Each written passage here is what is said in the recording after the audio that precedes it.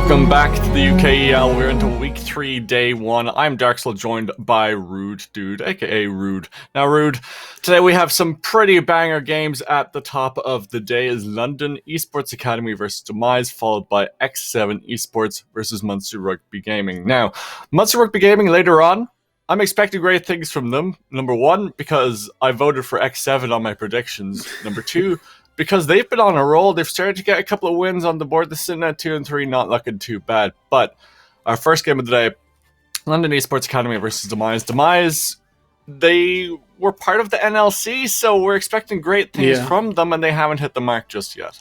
No, still waiting to see them sort of really hit their stride so far. And I mean, we can tell just by the standings that all of these teams are so closely packed within one another. I think that as you'd sort of talked about here, we've got one team not really performing in Lucendia and then one team in Nerd Rage, just a little bit standing out from the pack where everybody else in that 3-2-2-3 marker. And that means that every single game matters here. We've got 2 matchups at that sort of standing here between 2-3 or 3-2 teams.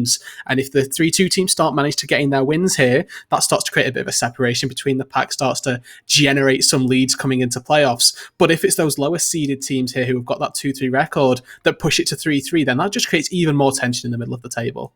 It really, really does, especially when we came into the split with many expectations of some of our teams. We knew X7, they stomped the promotion series, them coming into the UKEL. They did really, really well. They were on a 3-game win streak. Now they're on a 2-game loss streak. Of course, their top laner has now returned to the squad. They were quite ill in their first loss, and then they weren't present in the squad at all for their second loss. So hopefully they'll be back on form today for their first game. And it will be, as I said, against Munster Rugby Gaming later on. So be keeping my eye on that top lane. The matchup versus Jojo will be an interesting one. But we have London Esports Academy versus Demise. Now, Demise, we already said, they're coming from the NLC. They're the main roster, so they should have been performing better than the 3-2 scoreline might say. But they have a tough opponent in London Esports Academy. They're sitting at 2-3, but they are doing quite well. And even in the games where they lost, they're performing to a high level. Yeah, you know, and that's the good thing, right? Even in those bad games that they're not taking home the victory, being able to see these signs of life, these potential areas of growth that you can try and build upon to get you those wins in future games is always something that we love to see. Development is exactly what we're here for, right? Cultivating the EU scene into something even better than it already is.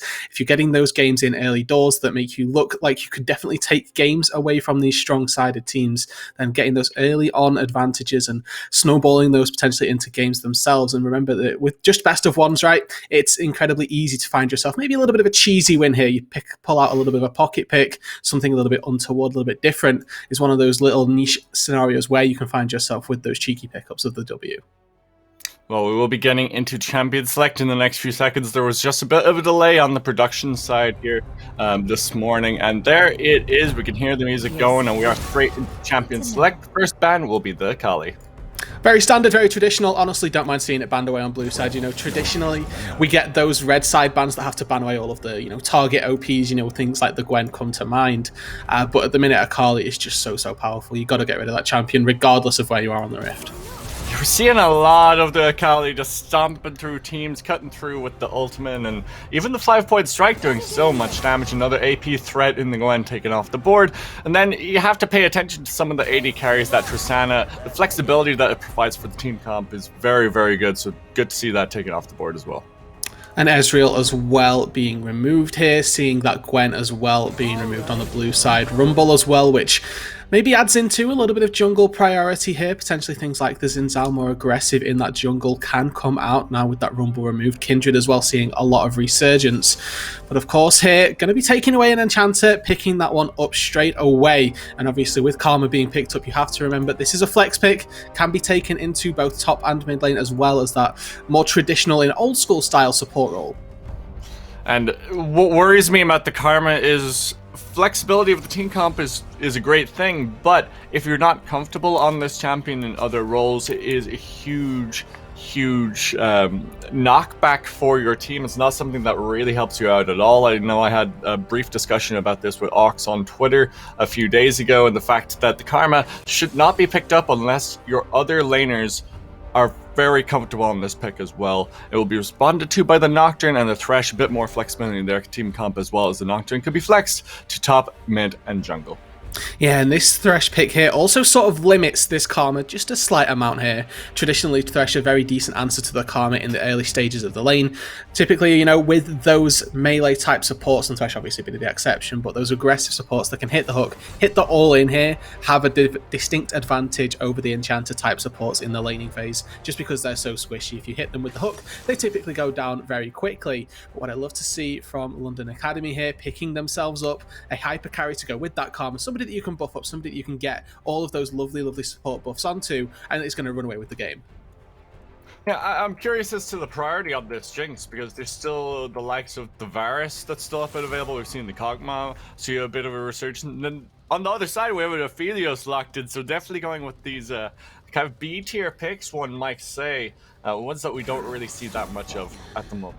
And I think that Aphelios is about to rise right back into the meta. He's received one buff in the previous patch, got another one coming as well. And with Thresh as well, we saw this back in Season 10 when we had this Varus Aphelios meta, where the Thresh was typically paired with the Aphelios to give him the Lantern for escapability. Obviously, the core weakness of Aphelios being his lack of mobility. The Thresh's Lantern is there to aid and abet that, gives him that mobility during those team fights. If he's in a position that he could get caught out by that Gragas, the Lantern is going to hopefully take him to some safety.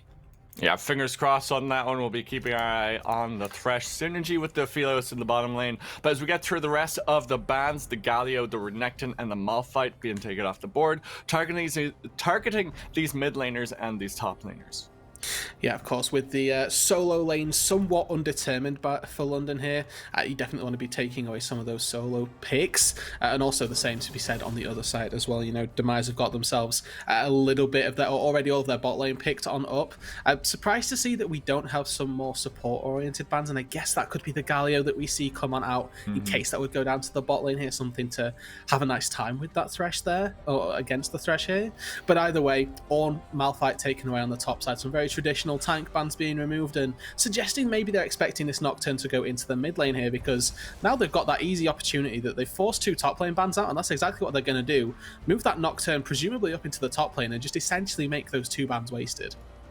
Yeah, and that's why they're batting away the Renekton, something that plays quite well into the Nocturne, punishes them early, and if you can get the snowball, then the Nocturne can feel pretty damn bad up in that top lane. But as you said, looks like that Nocturne will be going towards the top lane, can of course go to Crisis in that jungle role as well, but on the side of London Esports Academy, they will lock in the Scions, so going back to that traditional tank towards the top side.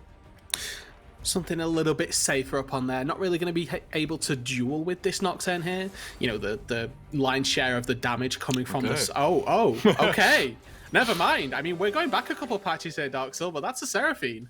Yeah, it's going back a little bit, but where are we expecting, or maybe where are we hoping that the Seraphine is going? It can go mid lane, it can go support. Not even showing their cards until maybe the 20-second mark here.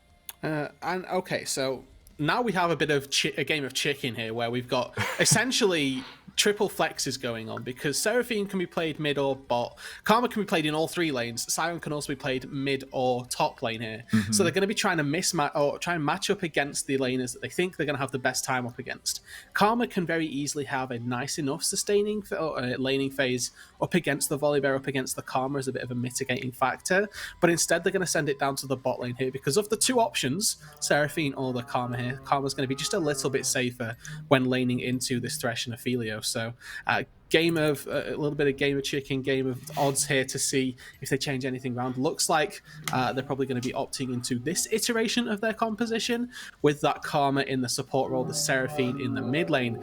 And as we say, Throws was back a couple of patches with Seraphine in the mid lane, but still going to be one hell of a Jinx carry composition.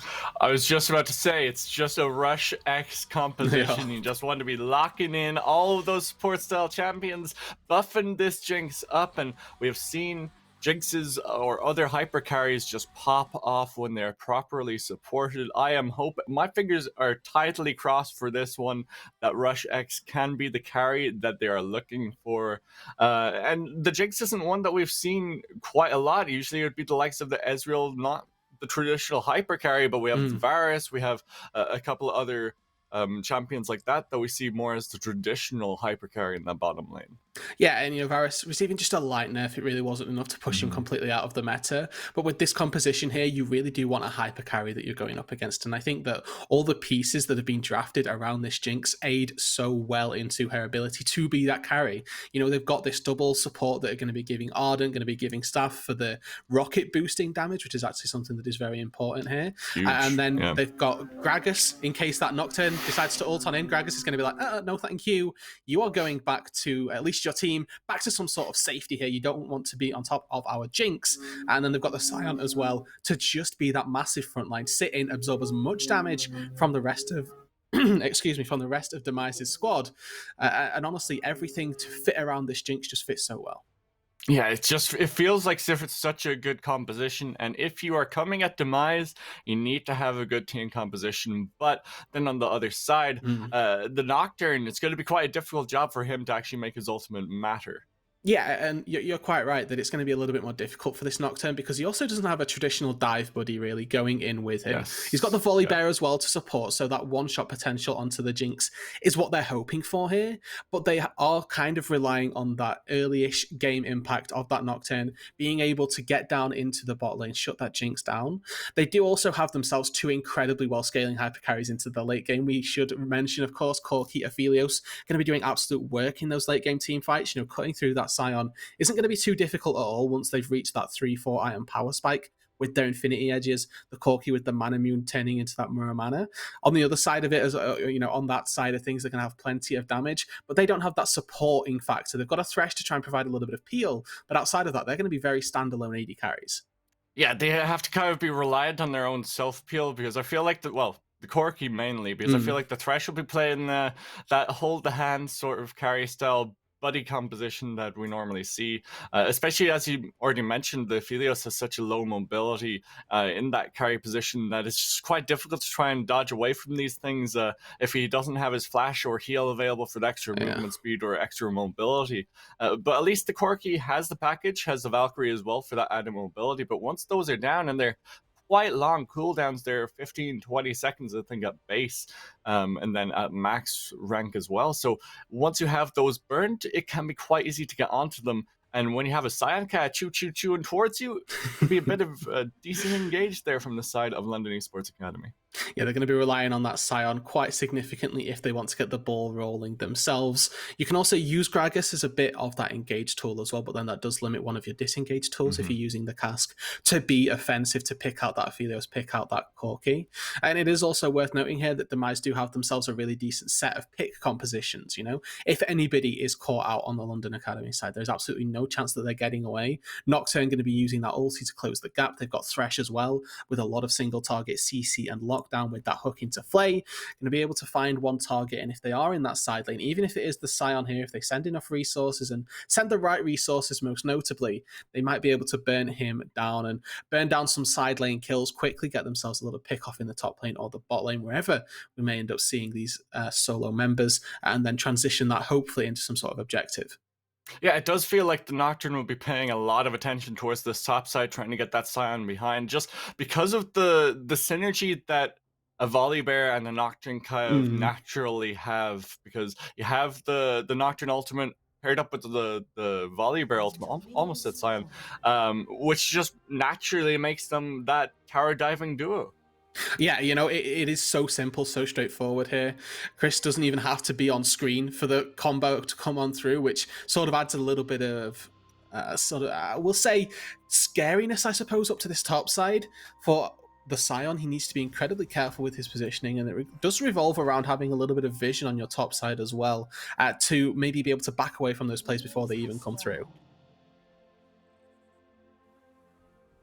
Well, we are onto the Rift for our first game of the day, London Esports Academy versus Demise. Both these teams want to kind of separate from the pack, whereas, London Esports Academy want to narrow the gap a little bit. They are one win behind Demise. Demise looking for their fourth win of the split.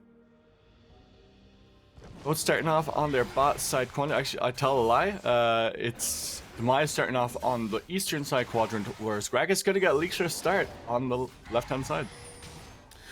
Okay, so we're seeing not vertical jungling necessarily, but the two junglers are going to be ending on the other side of the map after their initial clear, and that's something that we haven't really seen all that much of as of late. But what we are going to be seeing is this priority already in different sides of the map. You can see that the Grag is going to be trying to help the Jinx out a little bit early on down on this bot side. We know that the Thresh is going to have a distinct advantage early on at least versus his Karma, and then we're going to see the Nocturne, as you already alluded to, pathing his way up to the top side, trying to help out, make sure that this Scion isn't just be allowed a free access into the late game, and then use that Volibear to hopefully get some advantages. We know that Volibear as well, incredibly strong in the top lane, such a strong laner himself, that he should be able to find advantages regardless of having a Nocturne. But obviously when you get a jungle gank, that just helps you even more.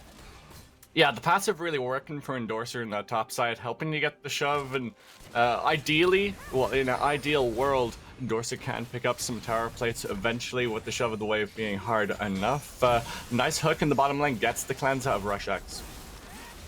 Okay, so being able to burn a little bit of a summoner spell early on, and that's the power of this Thresh. You can see a really good trade already coming through. And look at that, just making sure that Rush is already being forced back. The wave's in an incredible position right now. And now Demise have got themselves such a good laning state that they can go and keep this wave in a perfect spot, force Rush X up at any given moment, and that just gives ample opportunity for this Nocturne to be able to come down. And that's with Rushax having burdened the cleanse as well. If he wasn't running cleanse, I have to feel Rushax was going to go down there as we're checking into the middle lane. A slight CS lead for Fidel there, but this is kind of what we're expecting, a little bit of a farm fest in that mid lane. Yeah, you know, when you've got Seraphine and you've got Corki, both of these guys are going to be opting for probably a tier very early on, and if not, some supportive items for the Seraphine all the same. I think that Dark Seal in the mid lane really does go to show how much of a farm lane this is going to be, because she's not opting into those immediate combat stats, not opting into the health, as we see Vossen go for a little bit of a trade. Yeah, just a little bit of a trade there, but the shielding from Fidel, burning the last little bit of his mana will help him out to sustain a little bit in this matchup. And I think we have to mention Vossen has opted in for the lethal tempo, and so has Crisis, so it is a duo. This jungle mid duo has both opted in for that lethal tempo, and we don't really see that from a Corki usually. It's been a while since we've seen it from a Nocturne. And I think that the reason we're going for it stems back to that early game passivity that we're expecting, right? Fleet Footwork, typically that Corki rune of choice. Corki doesn't need to sustain versus a Seraphine. There's nothing putting him back down that's forcing him into a bad position here. He's going to be quite happy to pick up the lethal tempo, go for that late game scaling damage that when he hits off in a team fight, you know, you can proc it quite easily with a rocket. As soon as you get into that auto attack range, you are pumping out the DPS. And then similarly, you know, for the Nocturne, and now they go for a Flay. A flash flay, beautiful pullback with the death sentence for first blood. Oh, and that's going to be well. There's a bit of a pause here, but that was a really well executed play down on that bot side. Techie able to use that Lantern Flash combo, make sure that Crisis doesn't have to burn his own flash, means that he's going to be able to, you know, just get in there, get that fear down. The hook as well comes through. No cleanse on Rush X means that he is incredibly susceptible to these plays. And as we talked about here, they've got such a good wave state for so long. They are able to call their jungle down, able to push in this wave, and on the crash here, they go for it. They call for this jungle gank to come on through, and now Jinx is going to miss this entire wave, a lot of experience, a lot of gold, and a very strong lead for Demise out the opening starts. Yeah, beautifully well done there from Techie. Just said in the chat there, a little bit of lag on the side of Rush X, so hopefully that has been resolved. We'll just have to wait and see, as it looks like, at least on my end, a little bit of a lag here. Yeah, as for me, yeah. That's all good. We'll hop back to our beautiful faces, wait to see what's going on, and hopefully we can get back into the game very early, very soon here, because honestly, for Demise, a really strong start, and it might only be one little gank play, but something that we don't see so often. Level 4 Nocturne ganks. Oh. Okay. There was a solo at the top lane. That'll happen to you, you know, disrespecting a Volibear early on. Hit level 6. Yeah, okay. There we go. I was like, where's all this damage coming from? It was the level 6 power spike. And he didn't even use the ulti. Yeah. Okay. Yeah. Wow. That's Solo Incredible. Bolo, I think it's known as now. That's what we call it. That's the EU special here, coming out with the solo on the top side. We talked about Volibear's early game laning prowess, and we were expecting the Nocturne to be focusing up on that top side. We were entirely wrong. Endorser incredibly self-sufficient up here versus the Scion, and not allowing this Scion to get to that big tanky marker. Going back, picking up the Sheen double Ruby Crystal here, expecting this to be Divine Sundra up against the Scion, has incredible effectiveness with all that health that he's going to be stacking, and just in general, Divine Sundra is an incredibly strong item right now. Oh, and we get a heal. Okay. You know what? This game's not going too well for London Academy just yet. I feel like as if they woke up on the wrong side of the bed, or they didn't have their cereal. Like there seems to be something that they're like, right, okay, let's just go back to bed. This is We'll come this back day again is for the next done. one. You know. Yeah. And they need to, try and reset themselves, essentially. And if they can do that, they can still win this game because they still have Jinx double support to set them up. It's not over just yet. They hit themselves a 1k deficit so far. Doesn't mean the game's over. This is still a surmountable lead, still something that they can come back from. And with the composition that they've got, the late game is still going to be their friend. Yeah, definitely. You still have 2 supports on your team, building, as we already alluded to, that Staff of Flowing Water.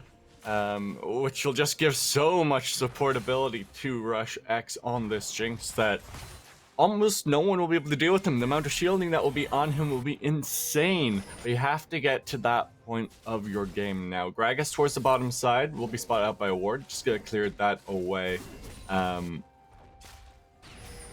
no Drake is up yet, so won't get him very much of anything. They'll know that he might go for an invade here, so Corki's rotating over. Trying to stop that, this little bit of invading into the bot side jungle. Nocturne is level 6, and that's a hook. Oh, just going wide, actually. Gravitum had the range, but the Thresh did not, unfortunately. But now Demise can find a good collapse onto this one right here. Enforcer has TP as well, so double TPs potentially coming down into the bot side from both of these top laners, but with that respect, everybody backs away. It was a little bit dicey for a little bit in that blue side jungle, but nobody forces anything too untoward. Nobody's going to be trying to give away any advantages just yet here. And both teams really quite happy to sit up, scale into this late game because, as we've talked about, right, it's great for London Academy, but that double marksman is great as a fight bot. Here comes the paranoia, the chains go down, Hook lands once again, gets the flash out of Jamsu, flash forward, just trying to get the chakrams, will manage to find the damage, and Techie picks up the kill. Just barely managing to get away with that one there. The flash in with so many chakrams coming round enables the final tick of Ignite to take down Jamsu there. Going to once again be denying a lot of golden experience on this bot side, but not without a response on the top. Endorser has no flash, he has no mana, he's just going to go down here. Who will he give it over to? Looks like it will be Porut, pick it up, kill.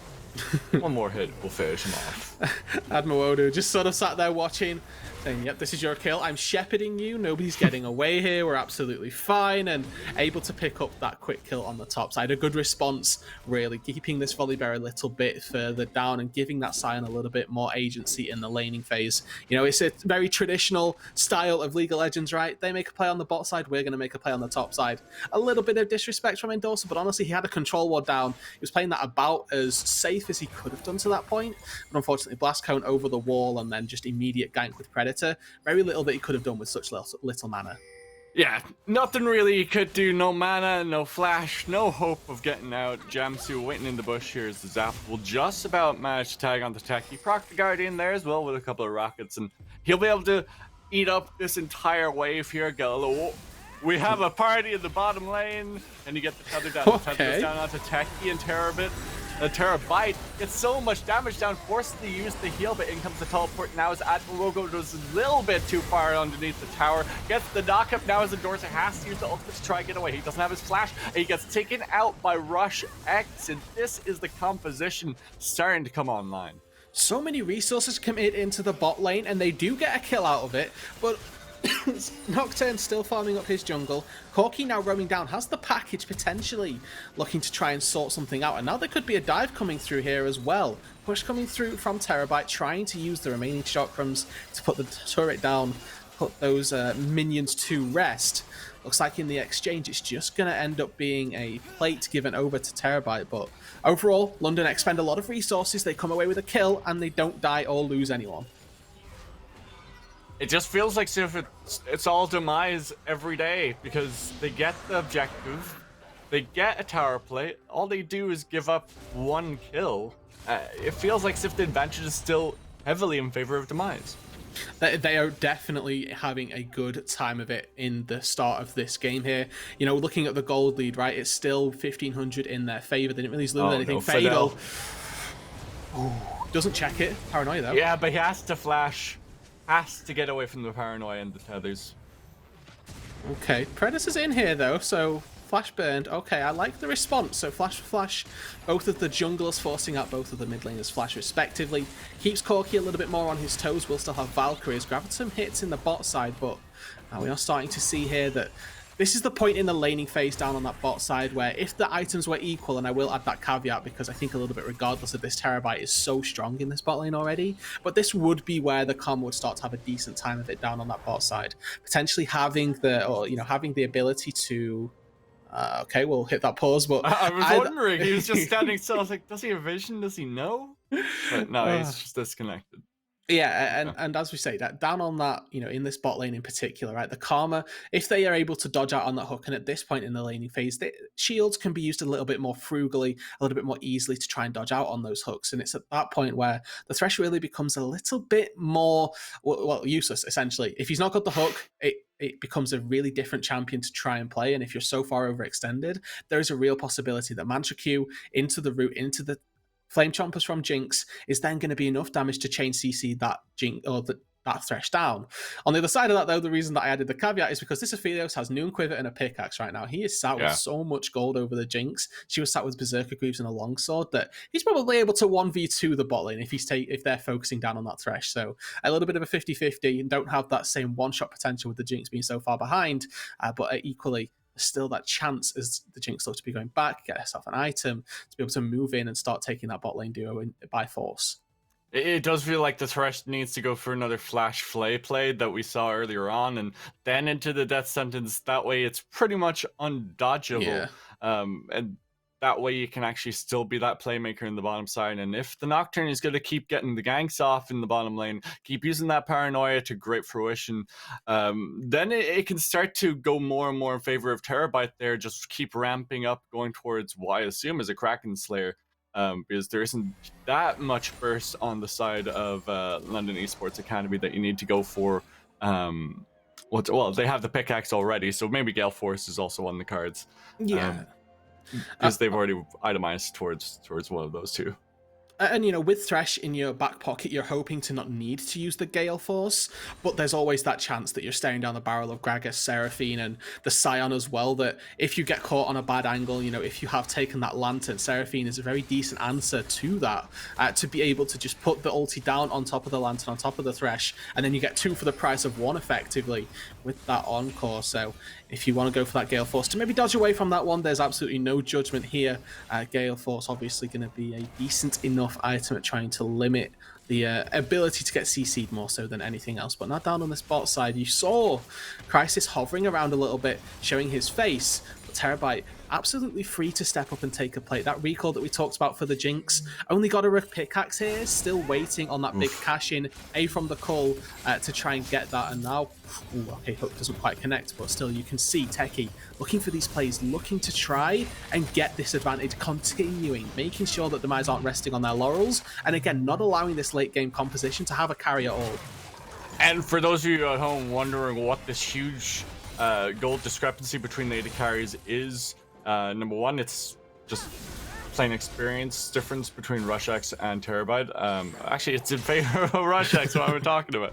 It's basically off of the fact that the Cull was picked up by RushX, and that cost 450 odd gold, and that meant that you can't pick up the new quiver. Now the Paranoia comes through, the box put down as well as the play is good, but in comes the Paranoia. The super mega death rocket finishes the Thresh off, and Nocturne just goes into his death, the double kill for the Jinx.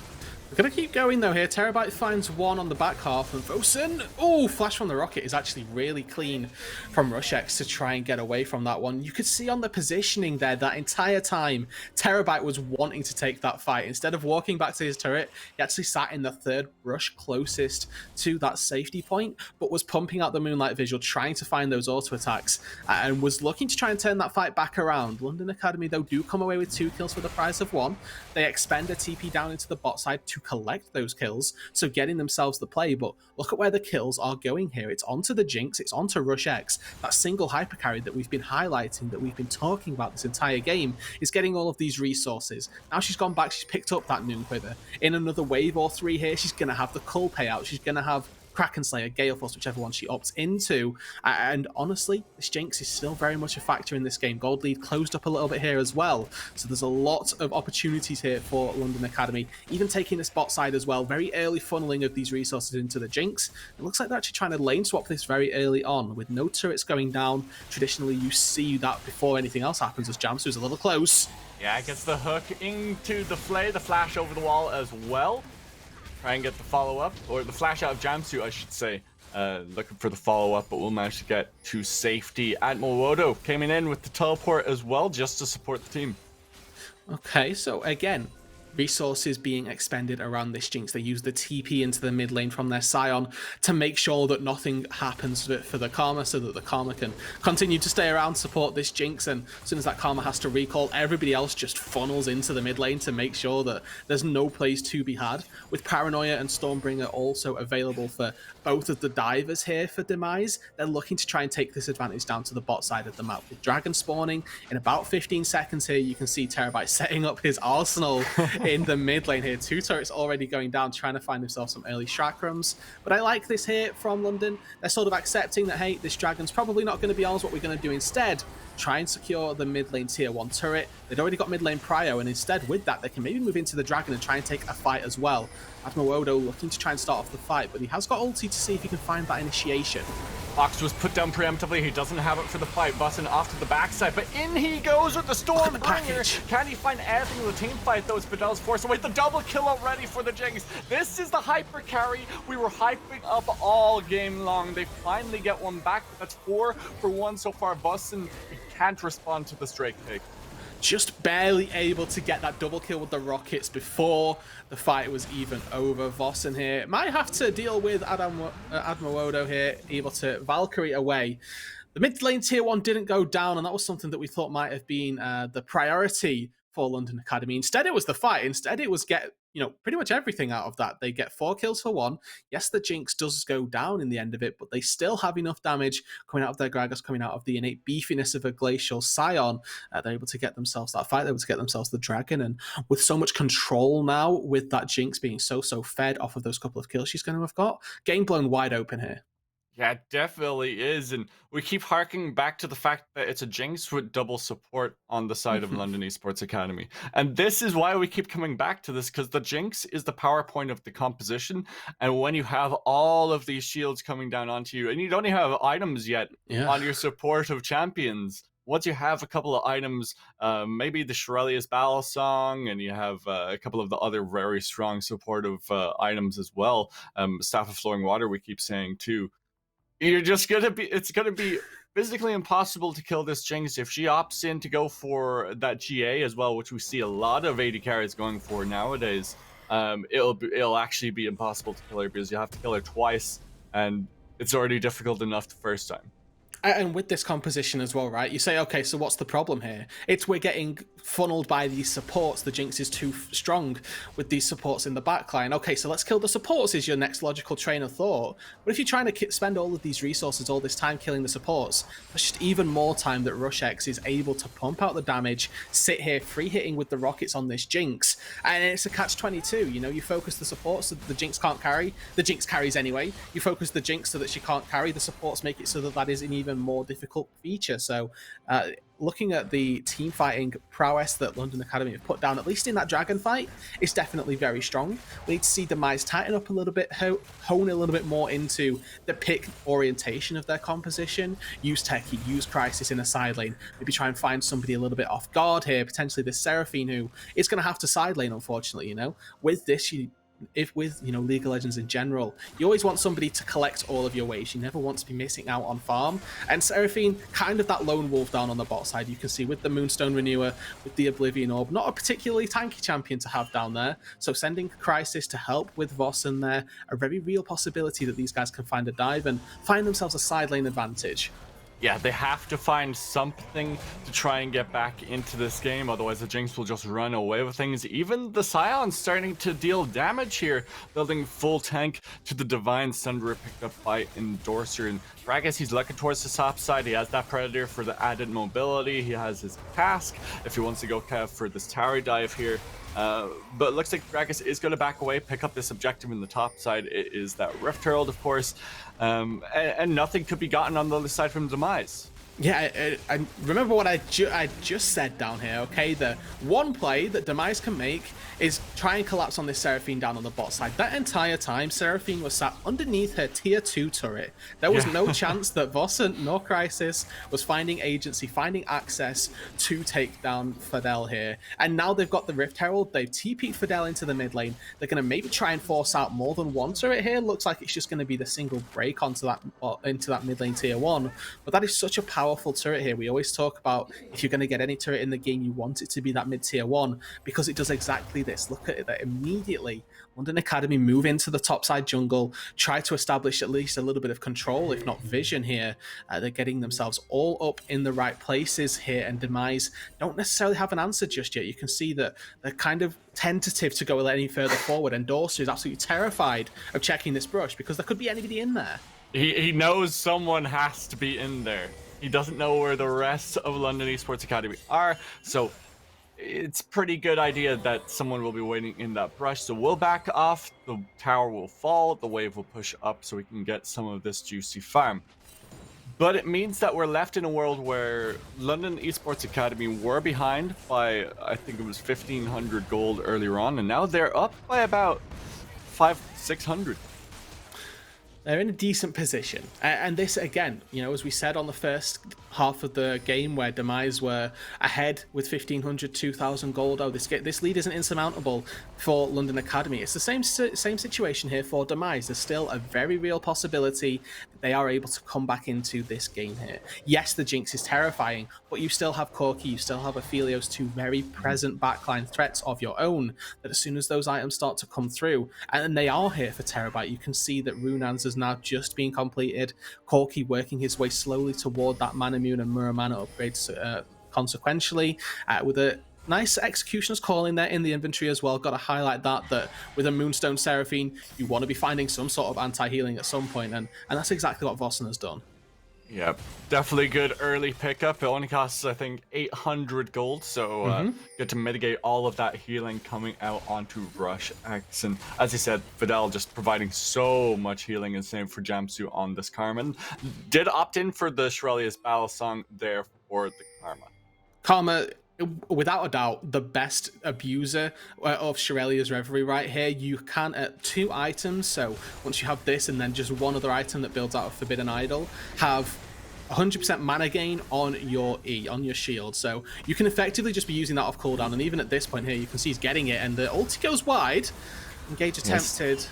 Still looking for something. You have the Gragas. He's just running at him. Poru finds the kill onto Teki as the Chakrams comes down. Terabyte gonna try and find something here, but has to go through Adma Wodo. In comes the Dorser from the side. They start off, and the Drake is down to half health. Here comes the engage now with the Storm bringing the flash as well. Fidel finds the first kill of the fight, and Boston will find another one. Crisis picking off one of the members of London Esports Academy, and it was so aggressively done. It was engaged all upon by London Esports Academy, but the triple kill for Boston here, and the Drake gets picked up.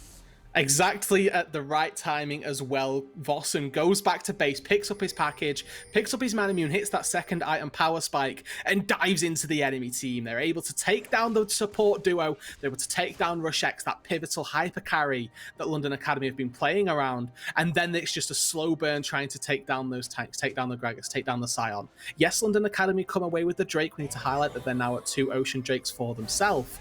But the fight goes in favor of Demise, albeit very closely. away. But that was a big shutdown that the Corki got. You can see that he's now sat with 300 gold over the top of his head as well. It'll be a really big battle between these AD carries here. And, a little bit of a difference that we might end up seeing come to play out here is that Rushex is going to be funneled into duo lane XP, where we've got Vossen sat on that solo lane XP. At the minute, it's amounting to a 1 level difference. It's about 500 gold in terms of base stats that gives you, but it's still a very real avenue of approach for Demise to keep this Corki out in the side lane, continue to generate a bit of an XP, maybe a CS lead as well, before coming back into these team fights here. With Baron up on the board, any team fight could amount at about any time though. And his Muramana has just been finished off as well. That power spike is going to be immense. And paired up with Terabyte and Techie here, it's going to be very, very difficult to try and deal with them, especially with the track rooms coming out from Terabyte. We've seen it before where he deals so much damage with this 2-item power spike building towards his third now. Of course, Rushex, he's no slouch as well. 2 items with that PD and that Kraken Slayer, but you have to feel once Fidel and Jamsu get focused, once they are cut down, that Rush X is left alone on an island. You're quite right here, and I want to touch quickly on Rush X's item choices here, because he has gone for the Phantom Dancer that you highlighted over something like the Runans, which has such good inbuilt synergy. And what this Phantom Dancer is going to do for him, give him a lot more attack speed, give him a lot more single target damage. So when Crisis jumps on in, when Endorser jump on in, if for a second those two are in the mix at the wrong time, if they're not together, then the Jinx is going to be just absolutely chewing through these frontliners. But if we get to a stage where they go in together and the rockets are starting to be used a little bit lower attack speed than that minigun, then Rushex is going to be a little bit sad that he doesn't have a Runans. But instead, London Academy, it's worth noting, on a Blast Cone or on a Skull Crab here, they're just doing the Baron. Just keep your eyes on Crisis. He has to try and contest this. Down to 5,000 HP. In comes Demise now. Do they peel? The answer is yes. Admiroto looking for the engage, but the health bars on London Esports Academy, they're so low already. Rushex finds the first kill to fight the Rockets, doing so much work, but Admiroto, he's cut down by Terabyte, and both teams back off after losing one. You're seeing exactly what Marksman can do in the late stages of the game here, guys. This is 2 AD carries versus 1 at this point, and the Jinx able to take down the Nocturne in exchange for double AD carries taking down the Scion. Attempted re-engage from London Academy. Peru goes! They got it, but they'll trade one back again. Endorser now the target. He has to use his Stormbreaker to get away, but Techie goes in with a flash play. He finds Jamsu with the nice hit of the hook as well. Rushex finds the kill, looking for the get excited just to finish him off. The double kill. Endorser just about manages to get away. And Jinx, as a champion, has higher range than Aphelios unless he's got the sniper. The rocket spacing has to be perfect from Rushex, and in that case, it was. Starts up the Baron with his own, and now finally Admiroto able to come on up. Does give the tankiness that is needed. Again, worth noting here, Crisis still has Paranoia, still has the ability to get into the pit, and there is no smite for London Academy. The control ward goes over, he's got another one in his back pocket as well. They need to peel off this. They can't leave this to a flip because they're going to lose it. Baited out the TP now from Vossen. Vossen, he has what looks like the package underneath him. Not going to go for it. No 1v3s for the Corki today here, quite wisely so as well, with the on the back of Seraphine, Jinx being there, and then that massive Scion as well.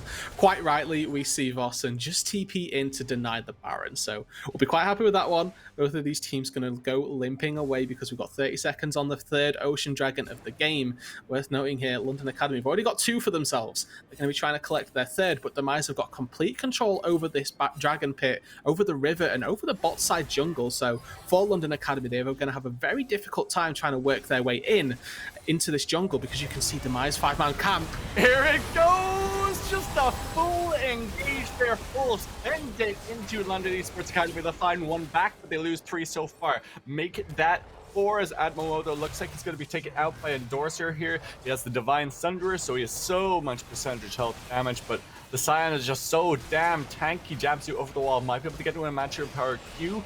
They don't have smite, so this is I wouldn't say 50-50, but it can be done. This is a 90-10 at best for London Academy here if they're trying to steal this one away. The Phosphorus bomb over the wall is going to alert Jamsu to, or Okay, never mind. Yeah, very, it's 0% very well now. done. You know what? There we go. Baron goes over to Demise. Dragon goes their way as well. And the double AD carry composition comes to fruition. Celebratory Super Mega Death Rocket from Rushex just in case. But we talked about all of these carries and all of these actual frontliners that Demise have got. You know, I've been talking endlessly about the Paranoia and the Stormbringer trying to cause disruption to Rushex.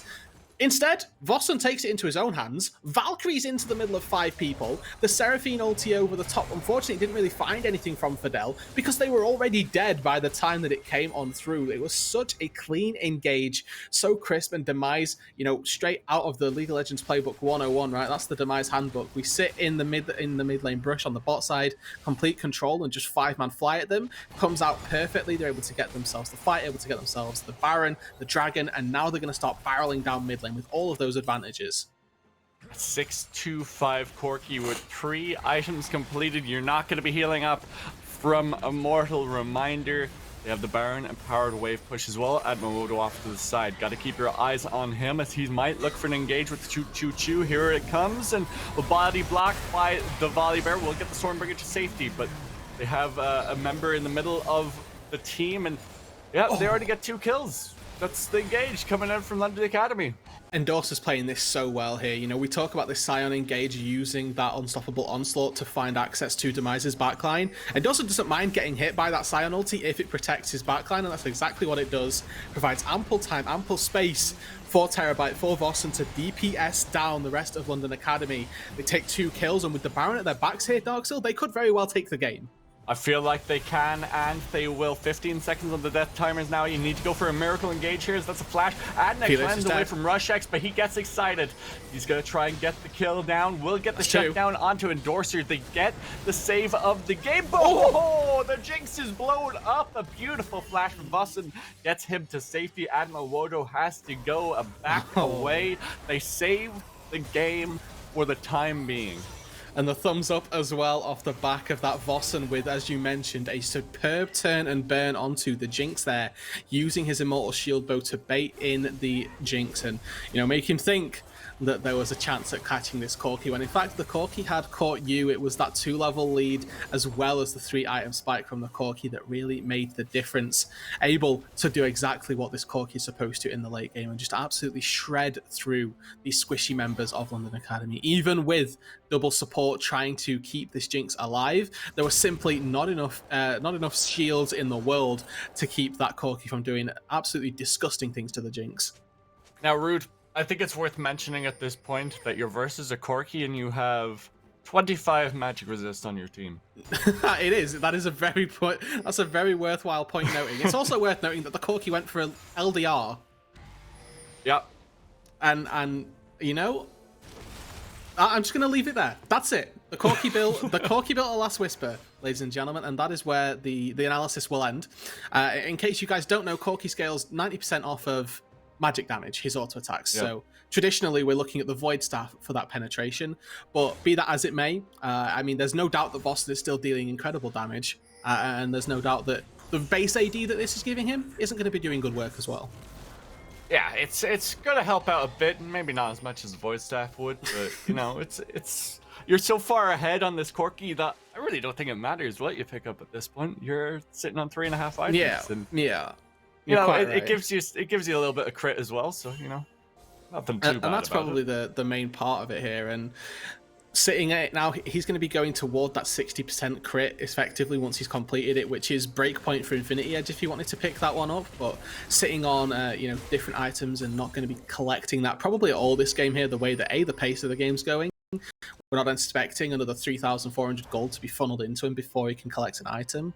But also, we're at this point in the game where it feels like the next team fight might well decide it. And especially if it goes to Demise here, there's only one Nexus turret in London Academy's base. If they get this fight around the Dragon, which spawns in about 35 seconds, they're going to be getting the Ocean Soul. And with those two powers combined of an open Nexus, essentially, and an Ocean Soul, there's really not too much that can stop the Demise onslaught here. We're looking at Rushex. We need to keep our eyes on this Jinx. 4 items, 2 supports here. There's no Ardent Sensor just yet, and that is something that I will query for a fair while here, because that is the Jinx item 101. But either way, looking to try and keep her nice, strong, and alive here. If London Academy are going to win through anybody. It's going to be through Jinx. Yeah, get the hook onto Atmowodo. He's down to half health already. He still has his choo-choo train available as the box goes down. They start off on the Drake.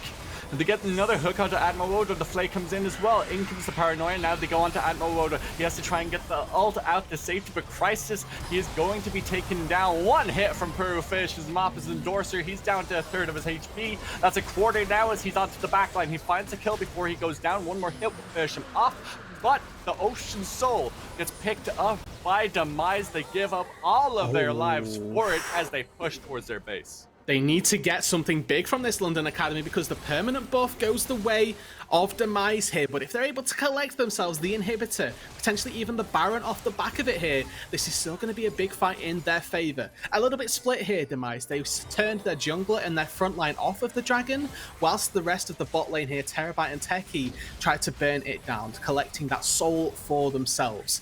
Now trying to tank up the turret here. It looks like the inhibitor is going to be a formality, and with 5 seconds left on Crisis, I doubt they'll be able to collect 2 more. Now this means that they will be able to pick up the Baron.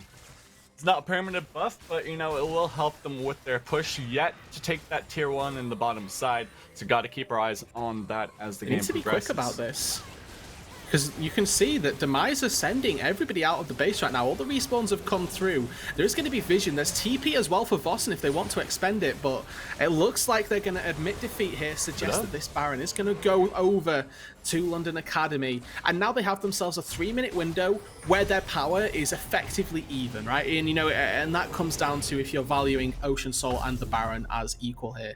If we're looking to Demise, they need to try and force a fight. Probably not around minions, because those Baroned up minions really do deal a fair amount of damage, but you're looking to try and collect enough damage in this team fight to use your Ocean Soul and stall it out for long enough. And when you've got a Scion that you're trying to cut through, honestly, team fights tend to go for a fair while. It's also worth noting that in terms of Executioner's Calling, Grievous Wounds, whatever we're looking at here, Seraphine has had a Chemtech Putrefier for the longest time in the world, and is going to be dealing, or not rather dealing, but giving Rushex a 60% Grievous Wounds buff. So he's also going to be dealing a lot of anti-healing to the team. Vossen has had that item for the longest time as well.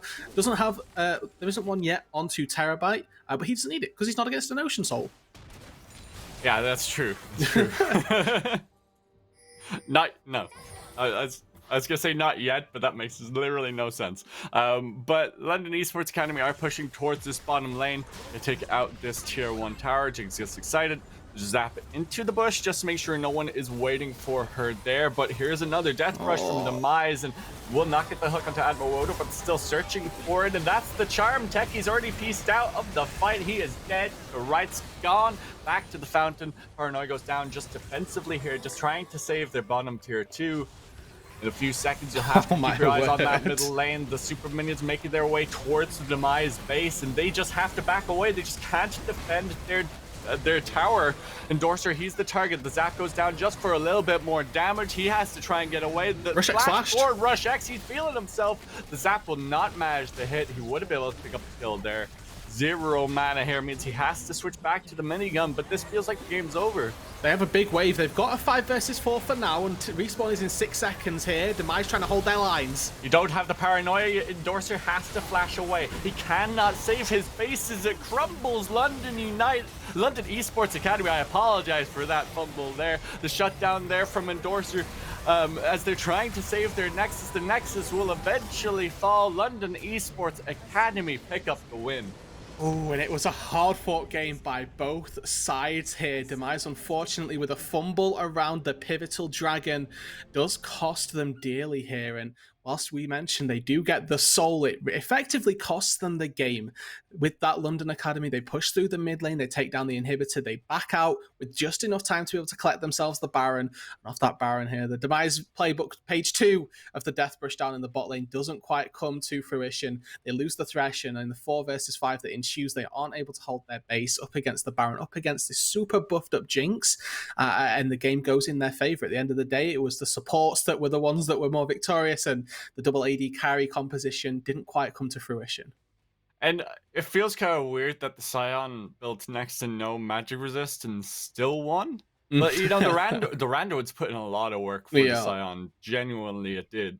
Because if you at home didn't know, Randuin's was changed a while back, so it isn't to negate crits anymore. It's to negate, I think it's base damage on auto attacks, something like that. So it actually deals, it does so much work for you when you're against double AD carry, or even versus any damage auto attacker that isn't necessarily a marksman. Yeah, it's such a strong item that collecting it here up against double ADCs really, it's really kind of broken, Really does help. and Yeah. it did exactly what it was supposed to do. And we sort of saw the power of late game Seraphine come out as well, using that enhanced W. Actually, we saw it in the bot lane, giving 1,000 health back to the Scion just off of the heal that came through, and I was shocked. I visibly, audibly gasped at how much healing the Seraphine was doing, because you get the shield on top of that. And I liked the itemization that we saw from Demise. We did see a couple, or we did see a Serpent's Fang on the Nocturne, but ultimately, you're an assassin trying to dive into double support with several thousands worth of shields that can be pumped Yeah. out. Your life's just absolutely miserable. But that's what we said on the caster desk. We were just like, okay, you have to try and get through either the Jinx or the Seraphine and the Karma, and then the Jinx. It felt like an uphill battle, and it felt like Demise did so well to get picks onto that triple threat, let's say, early on, and then in the mid game as well. But then you reach a point where it's like, okay, well, she's building towards GA. Now what? Now what do you? How do you possibly beat her? It really was You just can't. the one fumble around the dragon where they had a little bit of a split decision, and that lost fight did cost them. At such a late stage with death timers so long, you have to prioritize keeping your members alive and not just getting the objectives here. Typically early on you can sacrifice a couple people for a dragon. Late game, 35 plus minutes, it's just not the case. Well, that is that, and it's a London Esports Academy game win over Demise. Demise looking a little sloppy here, 3-3, not too bad. Definitely not as bad as some of the teams in our standings so far. But we're going to go to a quick break before we bring in the second game of the day. X7 Esports looking to come back with their top layer back in fighting form. Munster Rugby Gaming looking to get yet another win. You don't want to miss it.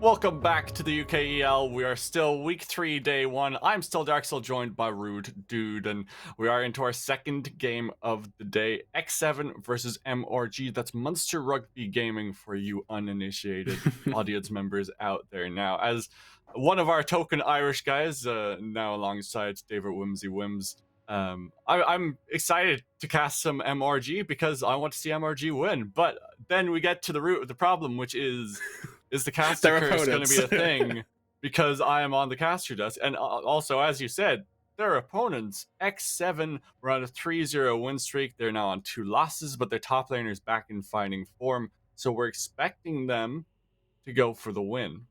But because I have wait, actually, let's see. Who are you I cursing voted. here? What's going on? Right, I voted for X7.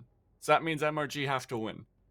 Okay, Right? I see. Well, you came in and you said that you wanted I wanted want Monster MRG Rugby to win, which was a caster curse, and then we go with but X7 are going to win, so it's the double up.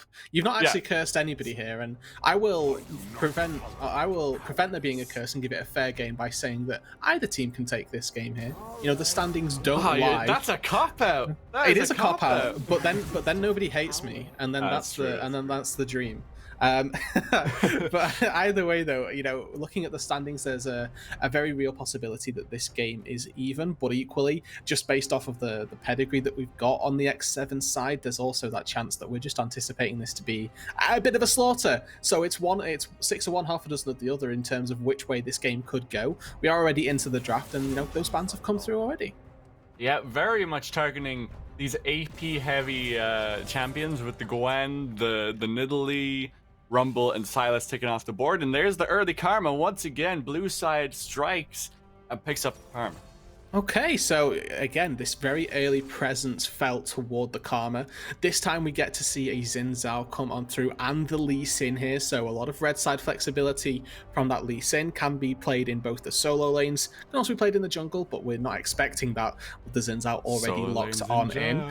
Solo lane wee woo, that would be insane to see actually. I want to see really Immortal Shield At though. least in my solo queue games, it's really fun to play.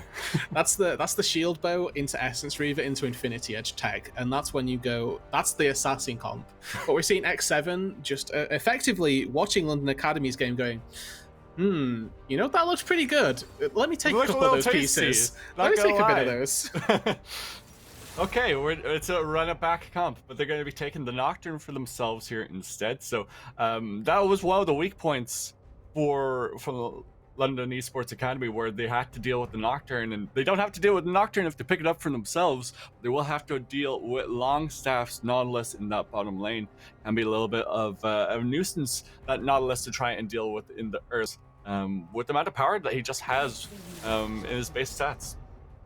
Yeah, able to, at the very least, dish out damage in the early game and use that hook, as well as all of the other CC Nautilus provides in team fights as well, to maybe try and deny Sin a little bit of agency in the later stages of this game. Of course, it's going to be effectively a tank on 0 income here, so it's very susceptible to damage in those late game stages, and even stepping up into depth charge range onto a Jinx can be fairly fatal to you if you don't have the initial CC to go down with it. You are relying on that hook to be a little bit more of an engaged tool, because as we say, stepping up to a Jinx is definitely very scary. But what we can see from X7 here is still that flex pick potential. Obviously, having seen Karma down in the bot lane for game number 1, we may be expecting that a little bit more, but it's still a chance to see this solo lane Karma, different team, different styles here, and of course taking the Karma into a solo lane is something that we've seen in many regions across the world. Well, now we'll see where this Karma will be going with the last couple of picks coming through for X7, but I have to say that Tristana locked in for Munster Rugby Gaming. Not really showing too much. It can be for Kevaman in that bottom lane or for Bear Tree in that middle lane, depending on what they want. And I'm curious as to how you expect this composition to be rounded out from X7. They need something to... I was going to say, there we go. They need something to go diving here. This Nocturne needs to be supported by something. Akali, the perfect pick. And here, I would honestly like to see this Karma go back down into the bot lane again, just so they can add another diver, or go for something deep dive, like Leona here in the support role.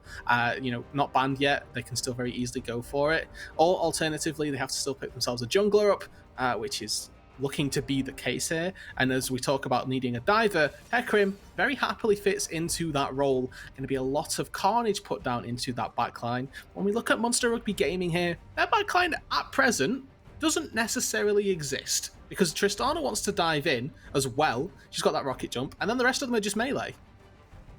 Yeah, so you're kind of hoping that someone else will go in before the Tristana, maybe like a Lee Sin, Sonic Wave, Resonating Strike, Nautilus Hook, or Xin Audacious Charge, and then Tristana could follow up with the jump, and then maybe get the reset from the bomb as well, to actually be able to get in and out of the fight as she pleases. But it will be rounded out by a Gragas, so Gragas top? Yeah, we're looking at it's Gragas solo lane along with Lee Sin. The solo lanes at present appear to be a little bit unchecked, unconfirmed at the minute. I would like to actually see the Gragas, or Gragas has a nice synergy versus the Akali where you can interrupt Shuriken flip and that damage doesn't come through because you just save body slam, wait for the Akali to try and jump in on you, and she really can't. That's not really a feature that Akali has in this matchup.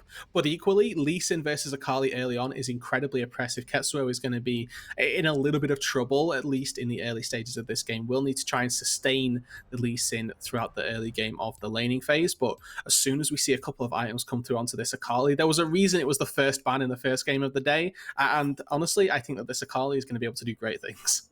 Yeah, I'm keeping my eye on Katsuo because the Kali has been doing so many good things in LEC, in LCS, and not so much in LCS, but definitely in the LEC where it's been popping up a lot. And well, that's on you for expecting good things from LCS, actually. So I know, that's true, that's true. But it has something like a 75-80% win rate in the LEC. It's just doing so well, and so we have to keep our eye on Katsuo on this Akali. But as you said, it has that interaction with the Gragas if Lee Sin maybe wants to swap up the top lane at any point, or if they just interact with each other at any point in the game, which they're inevitably going to. It can be a little bit more difficult for the Akali to kind of play out these skirmishes. And then into the Lee Sin in the early stages where you have that AoE from your E as well. Even when you're in your Shroud, it can get some damage down onto you. Yeah, it's actually pretty difficult to try and navigate the Lee Sin matchup, at least in the early stages, right? Part and parcel because of that Tempest, not only giving AoE damage into a Shroud, which is effectively a true counter to Akali, because you're able to just press that E in the center, and regardless of where Akali's trying to hide, you're going to find her. You're going to be able to deal the damage. And I wonder what sort of build path, what maxing abilities path we end up going into due to that, right? The Lee Sins here typically go for, or have the opportunity rather, to go for either E or for Q max in the laning phase, depending on what they're going to be facing up against. And an Akali and melee matchup, Emax Lee Sin seems very enticing. Seems like it's going to have a lot of value if they're looking to play around this mid lane and keep the Akali down.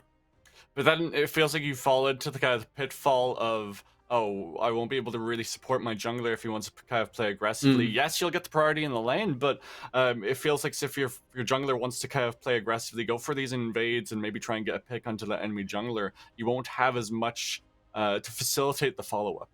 I think that the issues with following up on your jungle come from your ability to get priority. And Lee Sin with Emax and Iron Spike Whip is going to be able to get priority much faster than Akali ever will. And whilst you're lacking maybe a little bit of damage from that Sonic Wave into Resonating Strike, what you are going to have is 5 to 10 more seconds where the Akali is sat underneath her turret waiting to pick up those minions. And that can be much more valuable than the additional damage that comes on through from, having a couple more points in that queue. What we also have to remember is that priority is not matched in the top side here. Gragas, yes, has great wave clear, but Nocturne has a very similar style of combo where he's able to just press Q through the wave, get that Iron Spike Whip, auto whip active, and that wave is simply gone here. So on the top side of the map, at least, we're anticipating a bit of a 50-50 in terms of which lanes are able to establish priority. And that is, of course, if the lanes are playing out, without any form of champion interaction. That's not what we're anticipating here. These guys are probably going to scrap it out, try and fight for that priority. So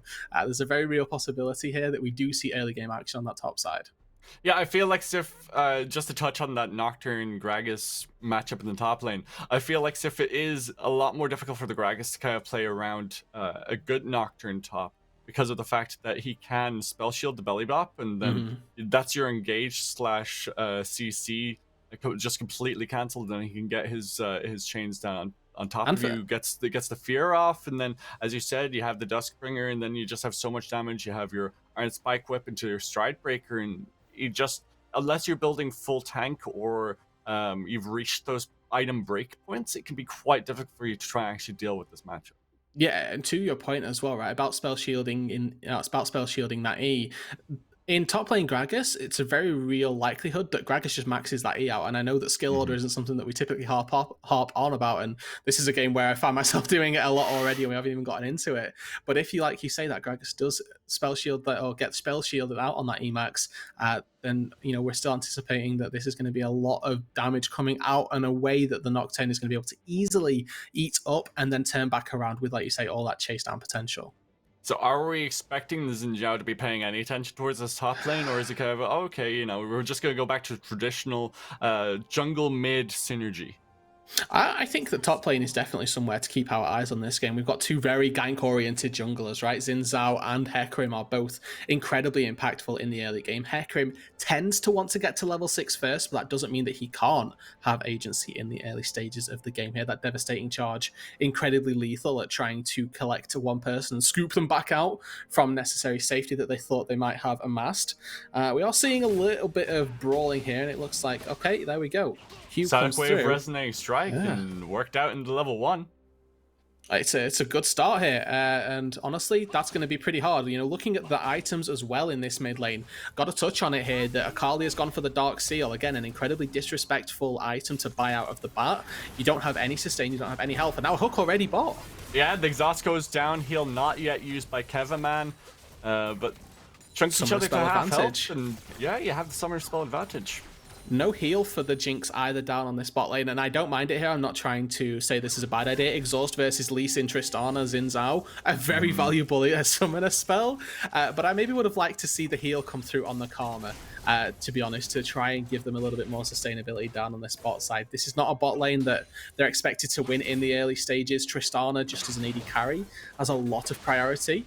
Mid lane, though, I mean, we're seeing why the Dark Seal's pretty good here. That's a lot of damage down onto Beatree.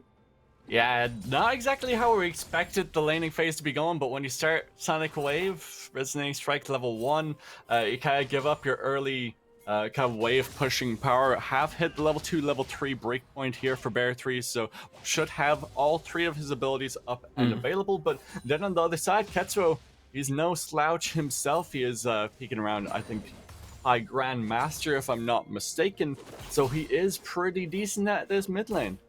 Yeah, and also as well, at this point here, it's when the Lee Sin has his W and has that lifesteal spell vamp coming through, but MRG are just ganking bot. Goose in the bottom lane, you get the max stacks of the E from the Tristana, find first blood. Very easily and very well done down on this bot side here. I love the clear coming through, but now mid lane. Yeah, ward hop to safety, has to use the flash. There it is. I thought 1 second later he would have gone down. Yeah, he would have done. You're quite right here. And honestly, burning flash in the mid lane in exchange for a kill down on the bot side of the map, you will take that every day if you're Munster Rugby Gaming here. They're having a really decent start out to this game here.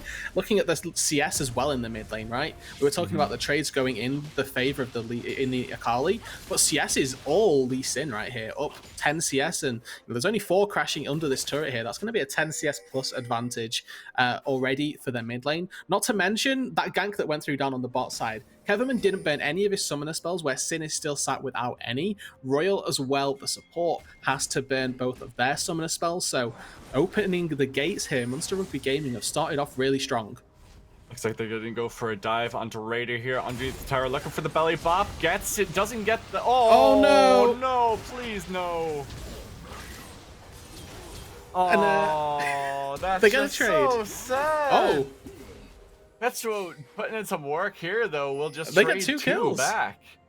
It's all calculated. It's calculated. It was the perfect bait from Raider. He was going to die anyway, you know? I mean, okay, so the TP to the turret is a misplay, Would have been unfortunately. nicer And that's... if it was onto the same minion. that way you think that he was just screwing up. True. That could have been the 200 IQ bait. You TP to a minion that your Akali also TPs to, and they have no idea. But again, a really good response here from X7. That is going to be a bit of a turnaround in their favor that maybe weren't anticipating here. You know, looking at that play to begin with, there was a very real possibility that there was just going to be a quick one and done dive up on that top side, and it looked like it was going to be that way until Ketsuro comes on through. Flash Shuriken Flip connects to find the second kill, and now that advantage that we saw Monster Rugby Gaming find themselves so early on, at least on this top side of the map, has been slightly mitigated by that. The Akali getting 2 kills is probably this, or kill and an assist actually, probably one of the single worst champions that they could have hoped to see this on for X7, because if we recall game number 1, different teams obviously, but it was a hyper carry Jinx. This game is by no means the same style of composition. There's Akali, there's Hecarim, and there's Nocturne on the top side that are all going to be dishing out damage onto this Tristana. We got to keep our eyes on this bottom lane. Of course, Kevman up by about 2 waves of CS here, and the other goes down. Will not manage to get anything for it. But he will be the hyper carry for the composition. But let's say that Beartree and Jojo, they won't be any slouches themselves. It looks like we'll be going towards that AP Gragas towards the top side, thanks to the Darksteel and the Doran's Ring. But of course, kind of itemized towards tank with that crystal in his back pocket.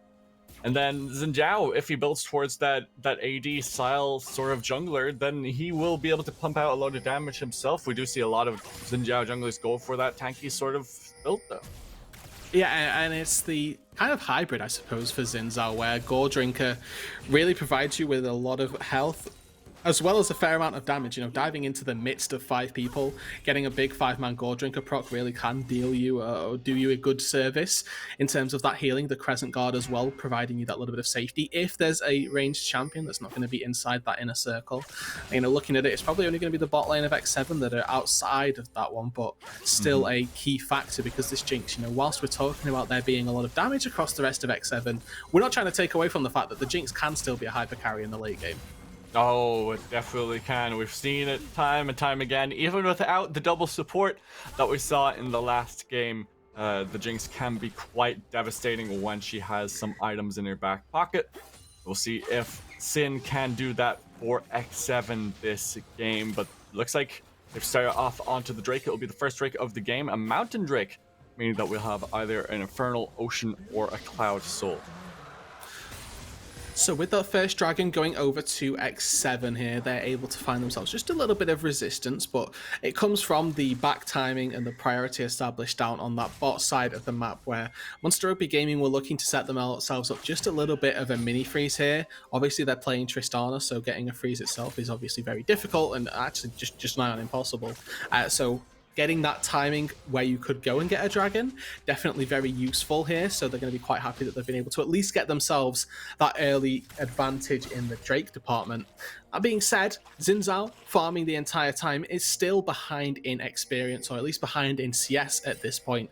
2 camps now, just the one behind that Hecarim, who has his entire top side to clear, is going to be able to get his way back down to the bot side as well. There's plenty of camps for Anonymous to be collecting here right now, and that lead in the jungle could very well be, again, another telling factor, because a Hecarim diving in on top of a Tristana definitely dishes out a fair amount of damage and could be cause for concern for Monster Rugby Gaming.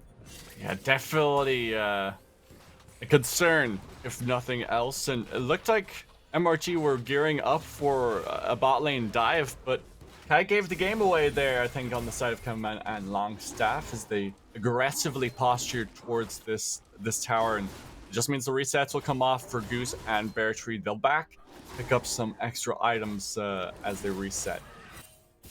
And yeah, there we go. You know, as we can see here, we see Anonymous finish off his red buff. He's now 12 CS, 3 camps. He's got entire bot side still to go with the Raptors and the Krugs here. So this jungle lead really is becoming palpable here. And should there be a fight around these junglers, which is something that we've not really seen all that much of, it has been more of that gank-oriented style. And Goose here on this top side, now looking to recombine with his 2 solo lanes here to get this Rift Herald, should be able to get this one. And it's not because of these solo solo lanes nor the jungle lead. It's because Longstaff has roamed his way up. It's because Royal is still down on that bot lane here, and just a numbers advantage created by Munster. So they're going to be able to get this Herald seemingly on their own, all for free here. No cross-map play happening either for X7. You know, there's an opportunity potentially to find this dive onto Keverman down there, but instead X7 prioritized the good recall timing, prioritized getting themselves a couple of Jinx items in at the right time, and now going to be looking to go back out onto that bot lane as Keverman even takes the Gromp for himself. So the cross-map play really non-existent. Going so aggressive here forces the ult out of Anonymous. It's good because it would have gotten a little bit back for Anonymous by getting that Gromp who would give them the extra gold and experience, and you prefer to have that in any member of your team rather than give it over to the jungler of X7. But once again, we see Fairtree and Goose making their way towards this bottom side. They have no forward vision in that southern quadrant of the jungle, so don't know where anyone from X7 is, and they're just gonna put all of this gold, this raw experience, and just forward power into Kevaman here, as Shelly will be bought down into the bottom side. Yeah, first turret going to go over then to Munster, and that's a 2k gold lead that opens up off the back of that, and a strong enough lead coming on through. And whilst I've been talking, you know, quite a lot about this jungle lead, at least in terms of XP, Xin Zhao still has 2 kills. He's still a threatening force, and trying to dive in onto a Jinx with the Gragas, with the Tristana, with the Lee Sin as well, there's going to be enough damage to take down this Jinx. We're yet to see a big team fight, a big skirmish around any major objective to see how the compositions are going to mesh when they come to a 5 versus 5. And I wonder if we see it in this dragon timing. So often when we see a Drake spawn in the early game, there's a team that just accepts that they're not going to get it. Yeah. And at least this game, it's been Munster Rugby Gaming. They've said, you know what, you can have the first couple of dragons, we're going to prioritize gold and maximizing our income. And the fact that they've been able to do that shows that their game plan is going well. What we're also seeing here, and this is perfect from them, is to move their Tristana into another lane, right? They've got all the plates out of the bot lane. Let's see what we can do more with this demolitionist AD carry. We move her into the mid lane. We're going to get 1, probably 2, maybe even 3 plates out of this one. It looks like it's actually just going to be the one. Maybe I'm vastly overestimating the Tristana damage, but still getting that gold income continuing to snowball. It's not traded anywhere across the map. There are still 5 plates across all of Munster Rugby Gaming's turrets, whereas you can see the Tristana moving around the map is collecting a lot for herself. And that three waves of experience, that 3 waves of gold with that assist in the back pocket of Kevaman as well, it shows in the item disparity with that Berserker Greaves sitting in the pocket of Kevaman there. As here comes the engage from Anonymous. It's onto Goose, burning down now. With the Divine Sundra doing some work. Gets a flash out of Goose. That's some respect there, and knew there was the backup of the rest of X7. With Divine Sundra completed on the Hecarim, you don't want to be taking any chances with that one, but with Dragon spawning, looks like we've seen a fight. Yeah, here comes the engage, the teleport in from X7 as well. Now as the Shuriken flip is channeled, and okay, just fly by it, drive by underneath the dragon pit there. There goes the engage. Kevaman picks off 1 kill, but Sin is picked off as well. That's 2 kills now for the side of MRG, and they get the Drake. Lack of respect, unfortunately, from the X7 bot lane. Royal not flashing the initial hook from Longstaff allows not only the Karma to go down and that depth charge to follow through onto the Jinx, but also allows for Beartree, to get his way into the backline. Kick flashes Sin in. 2 quick kills picked up for Munster Rugby Gaming. They get themselves the Dragon. They get themselves a couple of kills. Play as well in the mid lane. Gold continuing to increase in the favor of Munster Rugby Gaming. And I gave you two hypotheses at the beginning of the game, 2 outcomes here of it either being a fairly close affair or that sort of stomp from X7. We're seeing neither of those two, and we're seeing Munster Rugby Gaming really take this game to X7 Esports. And we were saying the X7 would be back on form. They have their top laner back on the team, feeling much better. Fighting fit, I think, is the way that we put it. So far, with this 3,000 gold deficit at towards the 14-minute mark, it feels like if it is MRG that are the ones that are fighting fit. It's MRG that have that mental advantage almost. They have those few wins on the board, and they're like, you know what, we can do this. We can take it to our top teams in the UKEL. We can get these wins. And they're doing exactly that here. The game's still, again, by no means over. Still have to close this one out here, and with a very melee-heavy composition, it can be pretty difficult here. But with Longstaff finding those crucial engages, if he's able to continue doing that, I see no reason that Monster Rugby Gaming can't continue to find a snowball, find their fights, find that lead growing, and get themselves even further ahead in this game. You can see them roaming around, 3 members on the top side, just trying to collect priority of a different side of the map, as Ketsu could go in mid. Yeah, looking for the all-in here, but Kevman off to the side, waiting for the Shroud to go down as the shotgun flip angle is used. Uses the perfect... Oh, doesn't use the perfect execution, I should say. And we'll get the flash out of Ketsu over there just to try and get away. Shotgun flip now used to go back in. Goose gets picked off, and they turn it back around. Really good stalling from Ketsu. Uses the Shroud and then uses first part of Perfect Execution to buy enough space that Keverman can't find the distance. Flashing away quite nicely from the Sonic Wave as well. Gonna give X7 a nice little stall here, and the sort of collapse coming on through definitely aiding X7. You know, it's all very well and good having Crescent Guard and being able to tank out people that aren't inside your circle. When there's 3 melee champions, they're all going to be in there, they're all going to be in the mixer, and they quite easily take down Goose here. A little bit of a slip up for Monster Rugby Gaming here, and that gold lead slowly closing. Slowly closing, but waiting for it to fully close, as that's a pick off onto the support. Longstaff just bursted down. And again here, slight overextensions, trying to play around this Akali, who is now 3-0-1-1, going to go back, going to be able to pick up the Rift Make, you have to imagine, and it's going to be an absolutely indomitable presence in a side lane here. The side lane split push potential of X7 has just grown exponentially because this Akali is going to be skyrocketed ahead of the curve based off of a couple of kills that Monster Rugby Gaming give in the mid lane for pretty much nothing here. You know, they're not getting plays across the map, they're not getting gold elsewhere where this Akali isn't finding a couple of kills. She's able to go back, pick up that fully completed Riftmaker, gets herself a stopwatch. She's now got 7 stacks on a Dark Seal here, and if they find a team fight X7 here in a decent enough position and they can facilitate this Akali to do great work, then they're going to be in a really good spot. Definitely are, and you're just watching this Akali being the main power point for X7 in this game so far. No one really standing out from the side of MRG, just have it kind of on the Xin Zhao a little bit on Tristan, a little bit on Jojo, on this Gragas. And I'd even go one further and give you Akali being the standout on this patch, not this game, this patch in general. You know, the ability for Akali to really dominate games is something that we could very well see here. Ketsuo has got himself this massive lead. Now in the side lane, you can see there's nobody there. Who's going to stop him in the side lane? The answer is simply nobody. X7 are now using the Herald in the mid lane to get themselves a tier 1 turret there. They're going to use this Akali down on the bot lane to probably get another turret for themselves. And that gold lead that we've been talking about for a fair while, going to start to close up even more so here. And at this point, the gold is kind of irrelevant at this stage, and traditionally we say that around the late game stages. This time we say it because it's an Akali.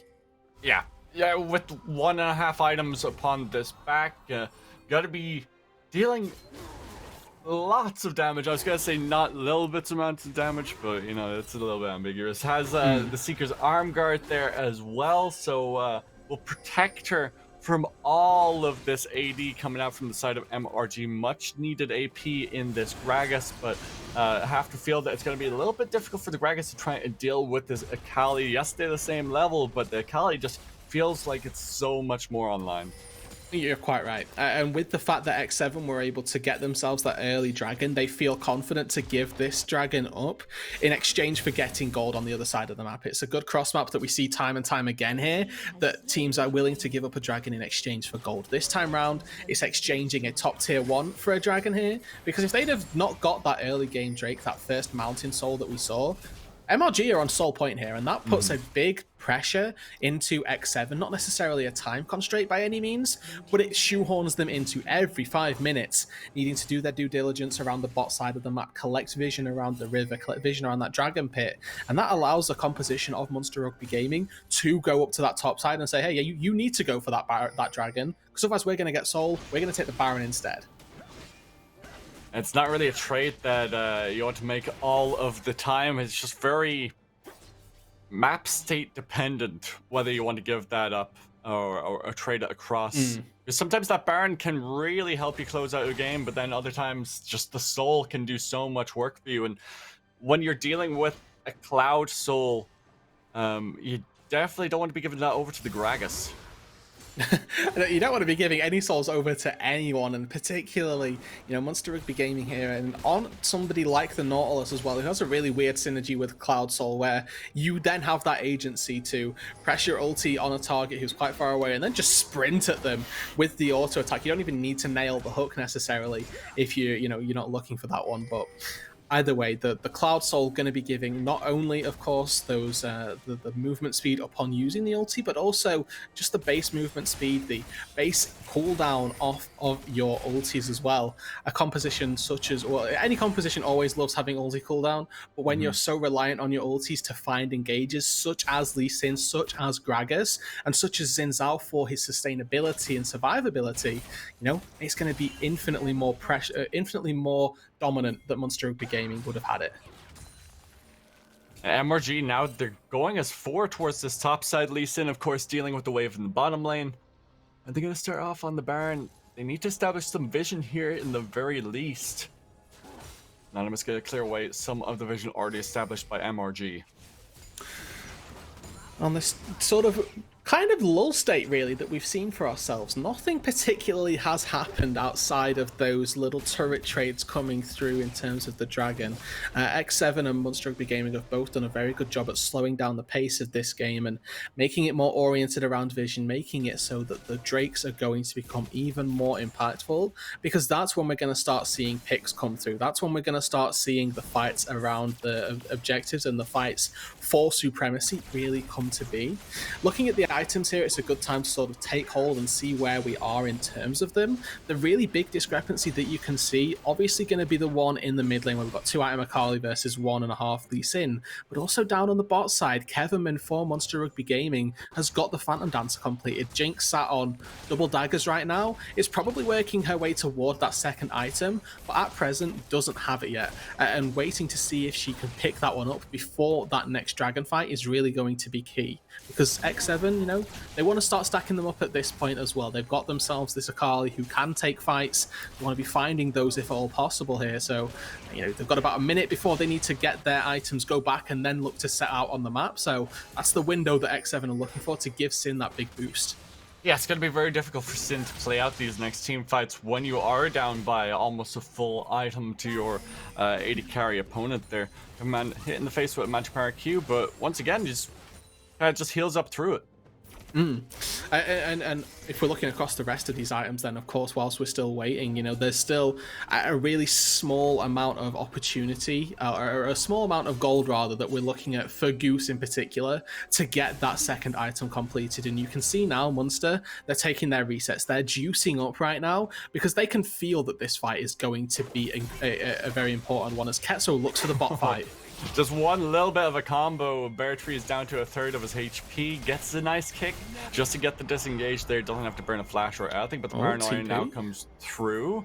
In comes the TP as well, looking for the engage, but doesn't find it. This is really good for Monster Rugby Gaming. They burned 2 ultis off the side of X7. Those are 2 ultimates that are not going to be available here. Bear Tree can go back to base, TP back into the fight if necessary here. And now for this dragon that is spawning in 20 seconds, those solo lane ultis aren't going to be back up in time. They're fighting against a weakened X7, and now's that point where they should be looking to take a fight, and instead, they're looking to take top control, and they can't just sweep out vision here. They're going to need to start off this Baron in order for this to be a fairly worthwhile trade. Nocturne towards this Drake as well, spawning in 2 seconds time. It looks like they're just going to trade it back. This is the trade that we said before. You are willing to take these trades in some scenarios. It looks like MRG are opting in to trade this Baron for a Cloud Drake. Look at everybody else. X7 are already nearby here. It's just Nocturne, and a 4v5 stall can happen. Andrew Per Q hitting Longstaff in the face as the Sonic Wave will connect onto Anonymous. The tower went down in the mid lane there in favor of X7. Here comes the engage. It's a 4v5, but look at all this damage. Ketsuo finds 1 kill on the front line. Jojo gonna try and get away as Ketsuo goes golden to buy a little bit of space. Kevin Man has to try and do something, but he can't do anything versus the Nakali. A triple kill followed by the double for the ace. And the clean ace at that X7, they stall out as long as possible here. They wait for that perfect execution to come back off cooldown. The second it's back up, Ketsuo dives right in there. Anonymous with the Onslaught of Shadows as well, dives on in, gives that support to the Akali. The dive duo able to cause enough disruption to allow Sin to go untouched in that team fight. The Jinx was raining down damage, the Akali shredding through everybody. And all this time, Raider down on the bot side having a nice PvE experience. Him and the Stride Breaker take away a couple of camps, they take away the dragon, and X7 come away with absolutely everything. That was a 4v5 as well. This shows the prowess, the power of an Akali in the hands of Ketsuo as well. Just Omega levels. It's the power level is over 9,000. It's insanely high, I'll tell you that much for sure, and they're doing an incredible job at displaying it here. Now they've got themselves that Baron, now they've got themselves this lead in the game and the tempo advantage. We need to see how well they can employ this 1-3-1 composition that they've got for themselves. Akali can very easily go into a side lane. There is going to be nobody that can match her. She's got 10 stacks on a Medjai Soul Stealer now that she's collected for herself. The Nocturne as well should be able to very easily move out into a side lane, use Paranoia to disrupt any plays that could happen in the mid lane. But X7 here, taking a little bit of time, you know, they've had a minute with this Baron, and we'll give you 30 seconds to go back, get your resets going. But at the minute, still waiting, trying to push themselves out across the map, make sure that they've got all of the vision down that is necessary. And executing on a 1-3-1 can be very difficult because it does require a lot of vision setup to make sure that your team can enable you and that the enemy team as well isn't collapsing onto one of those weak sides. But still, with this Baron, they've got plenty of time, still got that opportunity to collect open, or to potentially break open this base. We just need to see them execute upon it. Here comes Anonymous. We'll use the kick into the tower. As Monster Rugby Gaming just need to watch on as their tower crumbles, and looks like Raider will be going towards this top side as well, actually making his way towards the mid lane, I tell a lie. But the Baron and Powered Wave just doing so much work for X7 here, and Ketsuo waiting in the wings, looking for an opening. And they're just chilling out on here. They want to try and break open this space. That's the sort of core principle of a Baron, is that you're using this extended minion wave to be able to push in some turrets and break them open, essentially. And Raider with a big wave in the mid lane and prior damage dealt to this mid lane tier 3 turret should be able to open it up. Shuriken flip goes in. Kevinman has to try and get out, but the Paranoia, he's onto the back line. Kevinman is taken out already. This looks like a team fight win for X7 as Ketsuo goes golden just by a little bit of space, but can they find the team fight win? Jojo turns back around. He finds one of his own, but gives up his life for it. It is a 4-for-1 in favor of X7.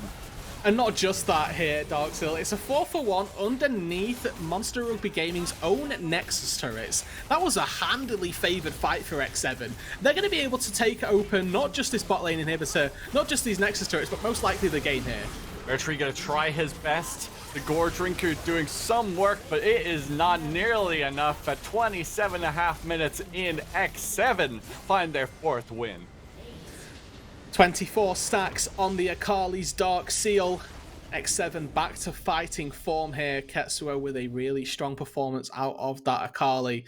And even in that closing team fight, it was actually hilarious watching the Akali because she was CC'd for upwards of 5 seconds, but she had a shroud. And we saw Monster Rugby Gaming launching cooldowns into that shroud. They were all hitting, but the Akali was just there, absolutely invisible, and everyone was just really questioning what they were going to do because the Akali not only has the shroud, she had the stasis as well to buy even more time. And we saw Sin stepping up with the camera at his back. He had his hands off the keyboard, pressed right click on one target, and just left the Jinx to do the rest of the work here. Yeah, it doesn't need to do anything. The auto targeting, just let it go.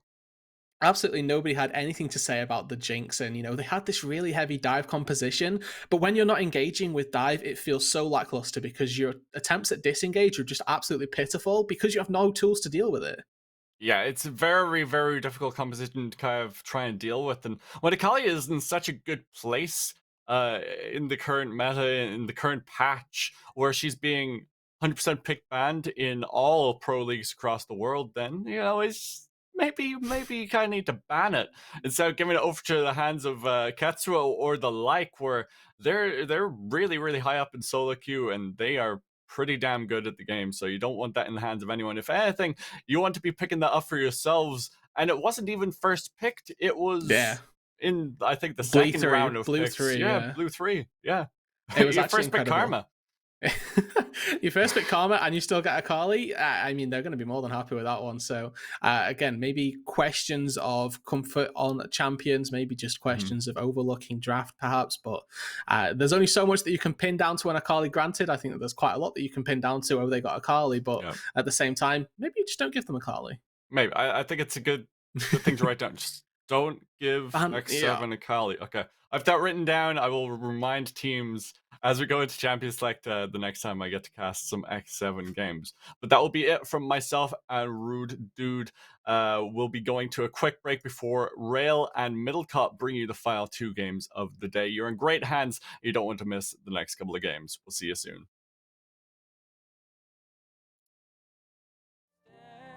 But even when Amumu stood upon the ledge of home, his hope would disappoint him and he would remain alone.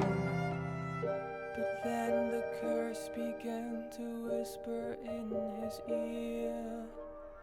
It would confirm what was Amumu's biggest fear. It pledged that never shall someone become his friend. It pledged that he shall be alone until his end. But sorrow and despair became too much to bear.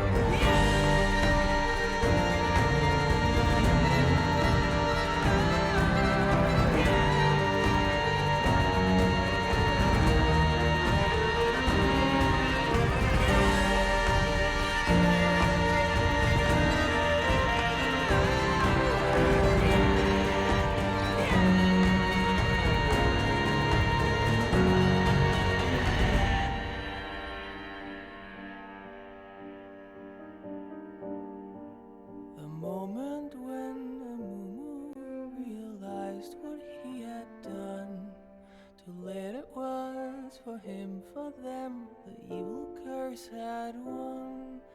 The anger and the anguish overwhelmed his fragile soul and caused a wicked tantrum that he never could control.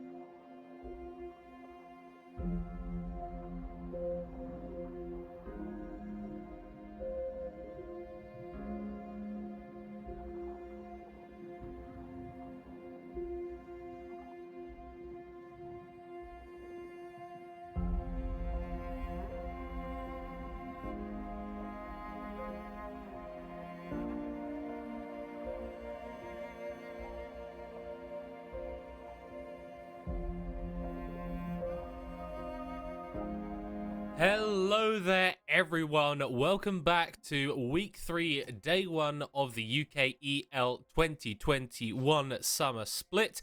We have got some absolute banger games for you. I'm Middlecart, and I'm going to be joined by Rail to take you through them. I think we got the one what everyone's been waiting for today, and it's definitely going to be an interesting one, but there has been some changes. Am I right, Middlecott? Yes, so of course we're talking about the first game that we're going to be casting together. Nox Esports facing off against Nerd Rage. Unfortunately, Galol is not able to play this game, the mid laner for Nerd Rage. We wish him all the best. Hope he has a speedy recovery. So they are going to be subbing in Les Get It, their substitute, which really changes the dynamic of this matchup. Oh, I bet it's going to be fun for you screaming out in a team fight, let's get it, with a triple kill or something. It is a big loss not having Galore here. We don't know too much about Let's Get It, and obviously Galore has been a very, very strong player so far. He's been practically one of the players to beat, so not having him here is a big loss. Yeah, so yeah, we see that's a booty actually on your screen there. The roster's running through. But I feel like this game is going to be all about the top lane regardless. Eugen and Teddy have both looked phenomenal so far. Yeah, these are two of the top laners which are very, very highly regarded. I think Arcane Teddy has one of the best laning phases of most top laners in this league. Yep. Whereas Eugen just looks so aggressive no matter what he's been playing. Every single champion, just hella aggression no matter what the state of the game. Yeah, and I feel like this is the place that Nox really want to be getting themselves an advantage, because if we flip the map and look to the bot lane, Hades and Divinus are going to be facing off against Atlas and Nabs, who have looked like some of the strongest players in the UKEL so far.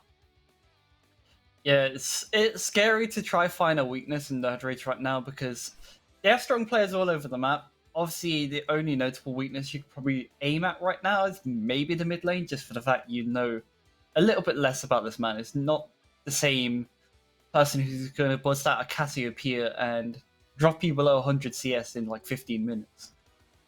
Yeah. For Nox, this is really a game that can sort of decide whether they are going to be one of these right at the top of the table teams, because we saw in week 1 that they did lose to X7, but last week they managed to beat London United, and Nerd Rage, London United and X7 were the sort of 3 teams we were pegging going in to this split as the ones that you need to beat to be considered one of the top teams. And 1-1 in that regard, Nox looking to push further forward, and if they do take the win today, we could have some very tight spaces right at the top of the league. Yeah, because after this, we have Lucendi versus London United, and I mean, I'm just saying, imagine if that happens too. Imagine if Lucendi pull out the spoiler. We're gonna have an exciting day if anything spicy happens. So, well, so Rail, this is actually the scenario where it stands. If Nox win today, which, I mean, given that Nerd Rage are playing with that substitute mid laner, is a distinct possibility, and London United get that expected win in our 4th game of the day versus Lucendi's 2nd game for us, we would actually have 4 teams tied for 4 and 2 right at the top of the table. yeah, it just seems like last split all over again. Unlike last split, there was one team what split quite early on, which was Demise. Whereas this split, every team's so close, even dropping games early. There's no undefeated teams. Every team is that close to each other. I do think Nerd Rage are the team to beat. They have looked the strongest with the least weaknesses. But, like you said, all to play for one slip-up, and another team is already on your tail.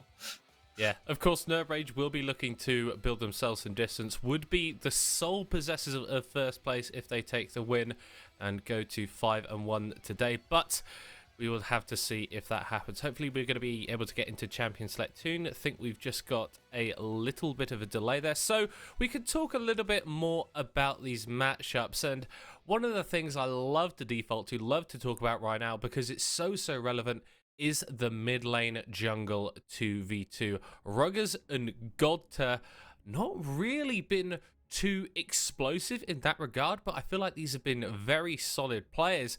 On the flip side, Malako having to build synergy with this new mid laner that we haven't seen before could be rough for Nerd Rage. It could be rough, but at the same point, Malaka's surprised a lot of people. I think not many people put him quite high up in their tier. Not many people rated this player as much. And then he's came out and looked like one of the stronger junglers. He's no anonymous.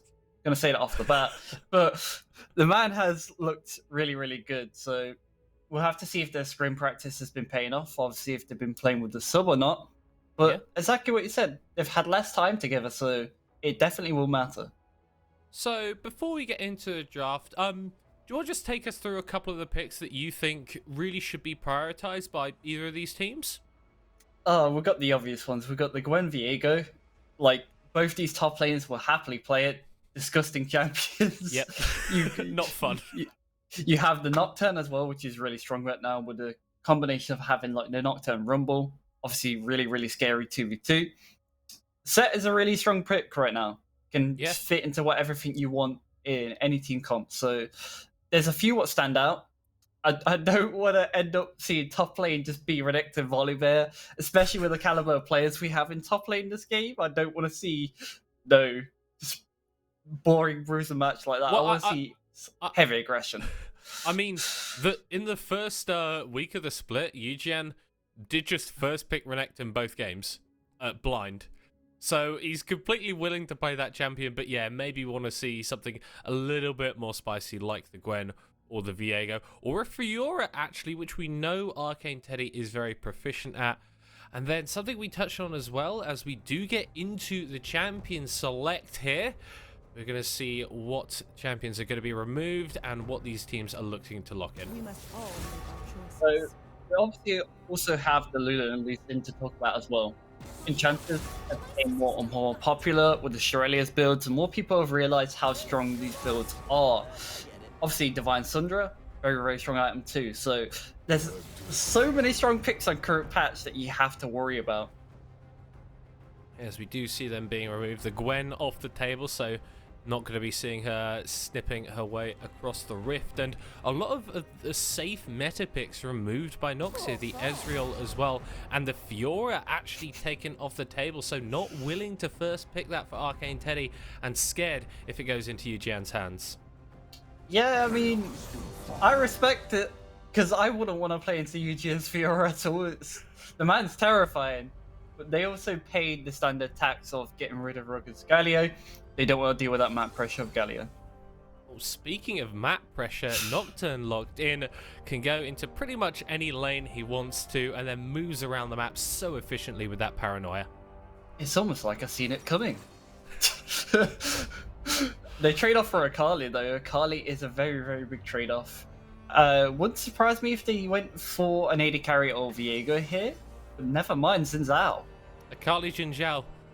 Name a more iconic red side R1, R2. Seen these champions so much, and we saw last game how the Akali was absolutely able to take over Ketsuo on that pick. Gonna see if Lesgeta is able to put up a similar performance this time. You should have chose your wording very carefully, because Zyra Khan back in the day. Yeah. But nonetheless, we have the standard Nocturne Rumble combo. It's just so tried and tested. It just works so consistently. It's okay into Xin Zhao, but Xin can be quite annoying if he can get into your jungle early. So it's going to be about protecting the Rumble and just giving him that safety so Xin just can't come and catch him with his pants down on Grom. Yeah, and we saw the Ezreal banned out by Nox, and they are going to pick up that other top tier ADC in the Varus, going towards Princess Hades most likely. Does offer you a lot of safety and range damage, but the Ashe response coming out, I'm assuming that's going towards Atlas. Very interesting pick here. It's generally just quite a safe pick, and honestly, what would work really well here, if they actually get it through the draft, Ashe Braum. Ashe Braum with already a Xin Zhao in the draft, and obviously Akali also auto-attacks too.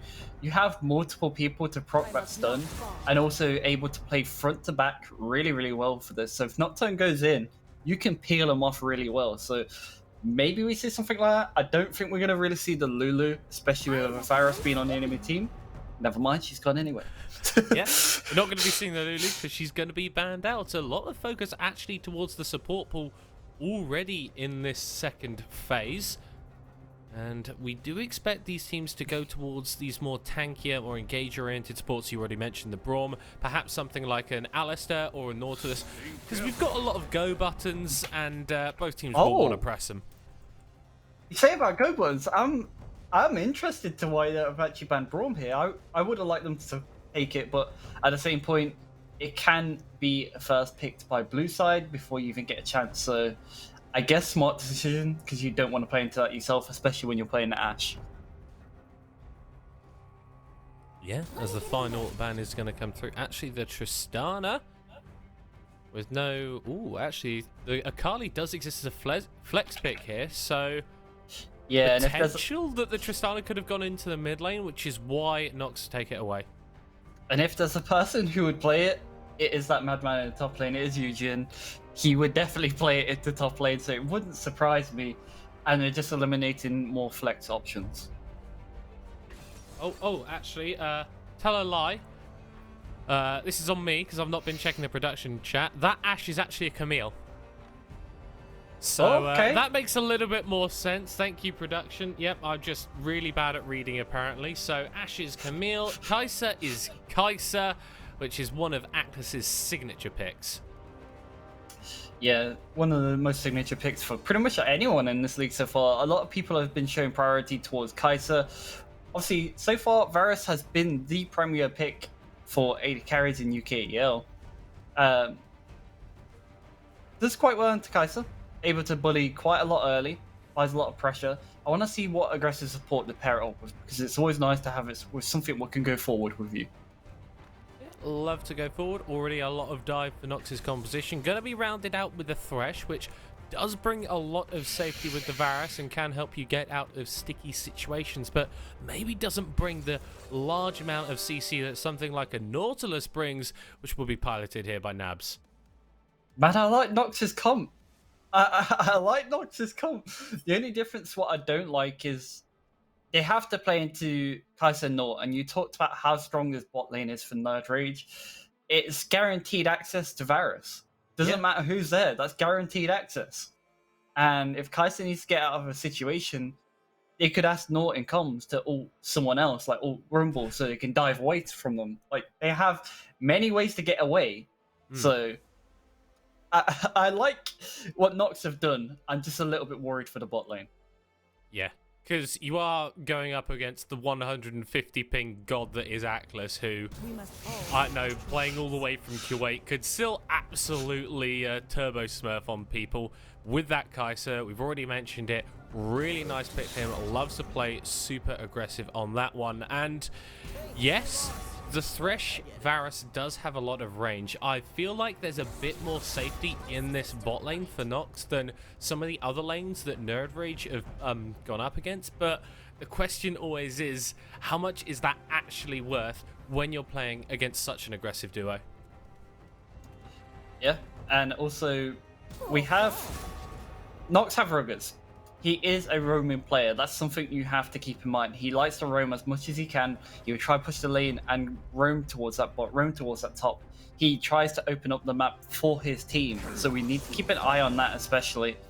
And not only that, Arcane Teddy should have the early game pressure into the Camille. He just has to play around the Camille passive. When she has a shield passive, it's going to be a bit harder to trade into her, but it's not going to be impossible. But hold on, never mind, because that actually reveals something else. Okay, so, well, we talked about Ruggers being a roam-focused player. There's nothing more roam-focused than a Nocturne mid, someone called Vedius. He is very happy right now, as it is going to be the Arcane Teddy Silas piloted against UGN's Camille. And that being said, last time Arcane Teddy played Silas, he slapped. They may have lost the game, but he went like 8-0, 6-0, and absolutely dominated in both team fights and in lane. So I don't know why I didn't even think of this, especially when I just said that Ruggers is a big roaming player, and just Silas just completely went out my head as a flex pick. Well, sometimes it'd be like that. I do want to see some interactions between Ruggers and Let's Get It on a side lane, where like he ults onto the Akali and then she like dashes about a million times. You just get to see the Nocturne follow her through. I think that'd be cool. But I feel like the same thing is true of the Nocturne mid as is true of the Nocturne top. There's going to be a lot of lane priority for Rugger, so if he wants to start moving around the map, potentially helping out Gotta on this Rumble jungle, then he's going to be free to do that. That's for sure. But on the flip side, there is a lot of lockdown on the side of Nerd Rage. If a Xin Zhao dashes in, that Camille's going to dash in too, and more than likely land that free stun. So if whoever goes in, it's just going to have the other one follow each other. They're literally going to be gank buddies. And it wouldn't surprise me if I see a lot of focus around them two moving together.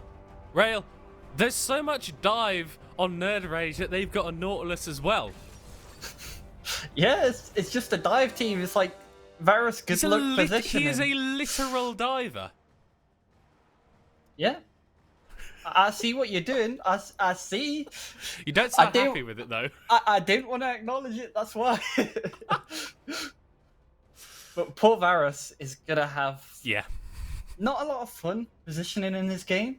But if the side of Nox get ahead early, especially with a Nocturne and a Rumble, it's going to buy a lot of pressure. So diving is going to be a lot harder to do in this game. And there's some really, really good ults for Silas there. Yeah, well, that's the thing as well. It's all well and good having a very clear dive composition that, I mean, like, Camille, Jinjiao, Akali, Kai'Sa, Nautilus, they all want to do the exact same thing. But what's really good at matching up against that are zones of control, which is offered by something like the Rumble, the Varus, the Thresh, the Silas as well, when he starts stealing away those ultimates. And great, 2 people are jumping onto the backline. If the rest of your team can't get in there, well, you sort of just left 2 members to die, and then the fight can just get wiped over by Nox. Yeah, there is a chance they can just focus one member. They can isolate someone completely out of lane. They could focus the Akali, could focus the Camille. Obviously, Camille and Akali are both quite slippery, but just one harpoon landed from Rumble is going to make a big difference. That might cause you losing your flash. Yeah, that slow is very oppressive, especially when it's overheated. And yeah, you lose your flash on an Akali, on a Camille. Well, there's a good chance they may not even be running flash. So that would set up even more angles for the Rumble of Godta. Because if you can't immediately get out of that equalizer, well, it's at least doing half of your health bar if you're standing in it for a couple of seconds. And with a CC that Nox have on their side as well, there's definite wombo combo potential. There is wombo combo potential, and already this is more exciting than England versus Scotland, so we're definitely going to get a better game here, and it's definitely going to be spicy, and I think this is going to be one of the games to watch for a lot of teams. Yeah, no, that was definitely a penalty on Sterling, by the way. I don't know what's going on there. So you're going to start chat off. It's dangerous. No. You brought up that game. I don't watch a lot of football, but I spent some time watching that one, and I was thoroughly unimpressed. So, yeah, it's not coming home. It's going to France or something. Football's going to France. But we are going to be going into game fairly soon, hopefully, whilst we're just waiting on this spectator delay. Whilst we talked a lot about the sort of the bot lane, mid lane matchups, I want to hear your thoughts on how this top lane interacts, how the Silas and the Camille will match up against each other in the 1v1. So, I obviously thought it was Nocturne at the start, so it's a lot different around that. Whereas the Camille is mainly just going to try poke down with her W. Depending on what rune she has, if she has Grasp, she's just going to proc Grasp every time and sort of back out. Whereas Silas is just going to look to get some early CS. And it's mainly about that level 3. They both have a decent level 3. Silas is going to have a little bit more damage, especially early with the passive. People always underestimate Silas' passive damage, and that's definitely going to make a big difference. But this is Xin Zhao. This guy loves early ganking. He will happily drop 2 or 3 camps to come beeline it to your lane. So it's like, that's the big what if right now. I love that Xin Zhao is just an answer to any lane matchup. Maybe Arcane Teddy does pull out an insane performance and really starts to take it to you, GM, but Xin Zhao exists, and that's not a 2v1 that you can win, buddy. And do you remember when Jarvan was high meta? Like you'd see him in both top lane and jungle. Oh, It's yeah. like that. It's like, oh yeah, this lane could go either way, but they've picked Jarvan to be scared for your life because he's coming to your lane straight after red buff. I think that's the scary thing about Xin Zhao as well, is not only his early gank potential, his skirmishing when you reach into the mid game with the Crescent Guard ultimate, which can just completely destroy a teamfight setup, is actually pretty good. So you have to be scared of him at multiple stages of the game. Has a lot of build variety as well. Can go tank, can go Gore Drinker, can go Eclipse, can go full crit, I've seen sometimes. So really a champion that you need to get a hold on early to prevent him snowballing into those later stages. Can even go Divine Sundra, the list goes on. When's he going to start building Ludens? I want to see that. Ooh, full AP Xin Zhao. What would AP Xin Zhao do? Ooh. I mean, the thing about this as well is, remember when people used to say champions fall off? It doesn't really happen as much anymore. Just because you can become that much of a meatball for your team and just stand in the way and just be tanky, be annoying. Xin Zhao ultimate, obviously very, very powerful. It's going to deny Varus quite hard if he gets in the right position. So there is a lot to play around with.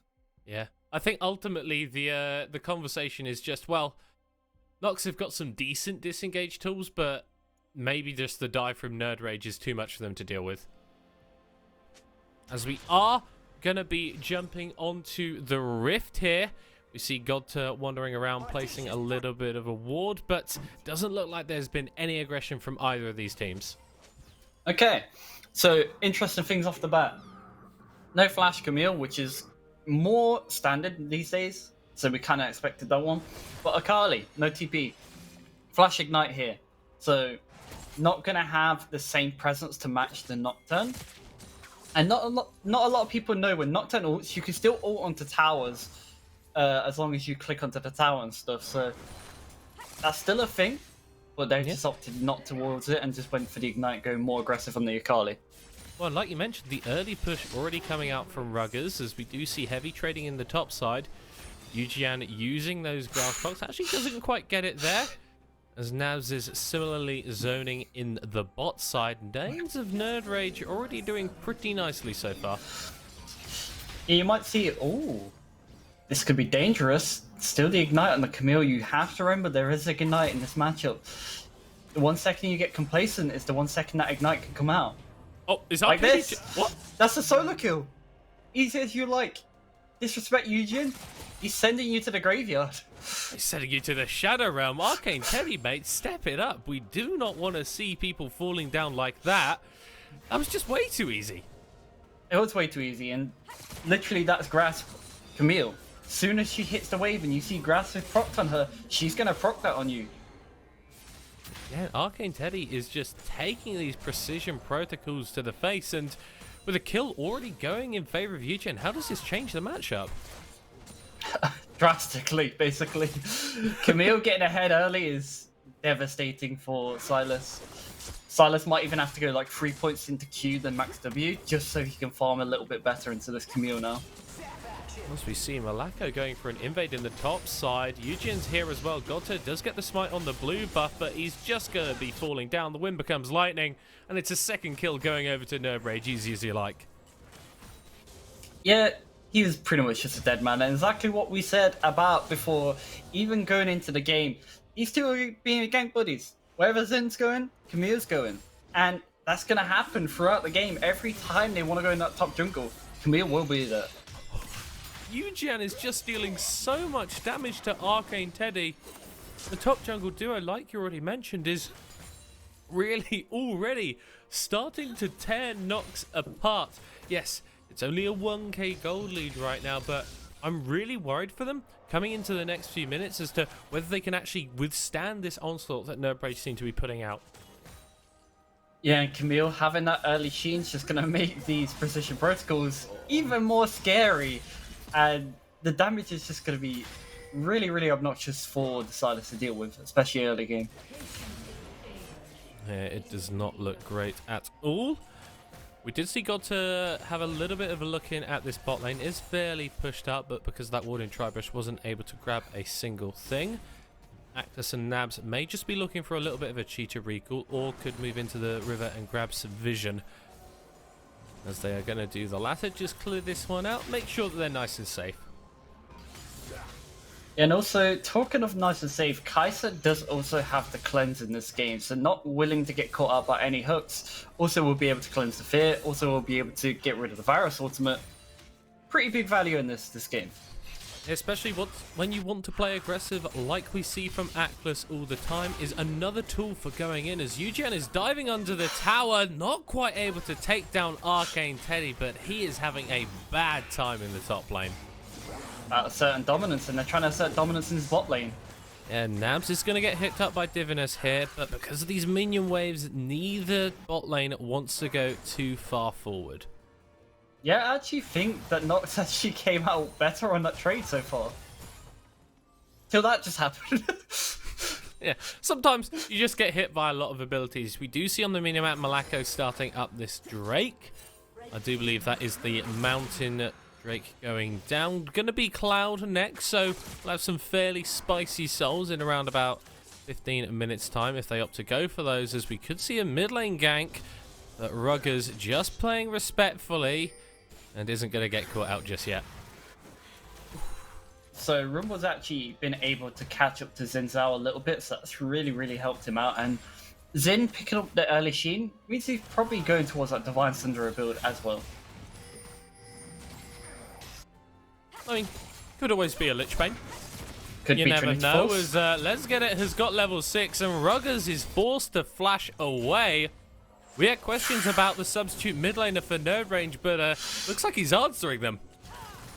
Roger's practically getting away on 1 HP there. That's terrifying. That's not a good time for him. And talking about not a good time, Ooh, might actually not be a good time for UGN here, as Arcane Teddy steals away the ultimate, and the Camille is forced to run away. Gota caught under his tower. Let's Get It taking a load of damage. Malako deciding he doesn't want any more of that, so it's all about the solo lanes right now in this game.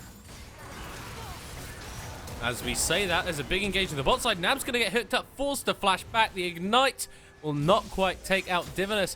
Both teams just really going all out, making aggressive plays constantly.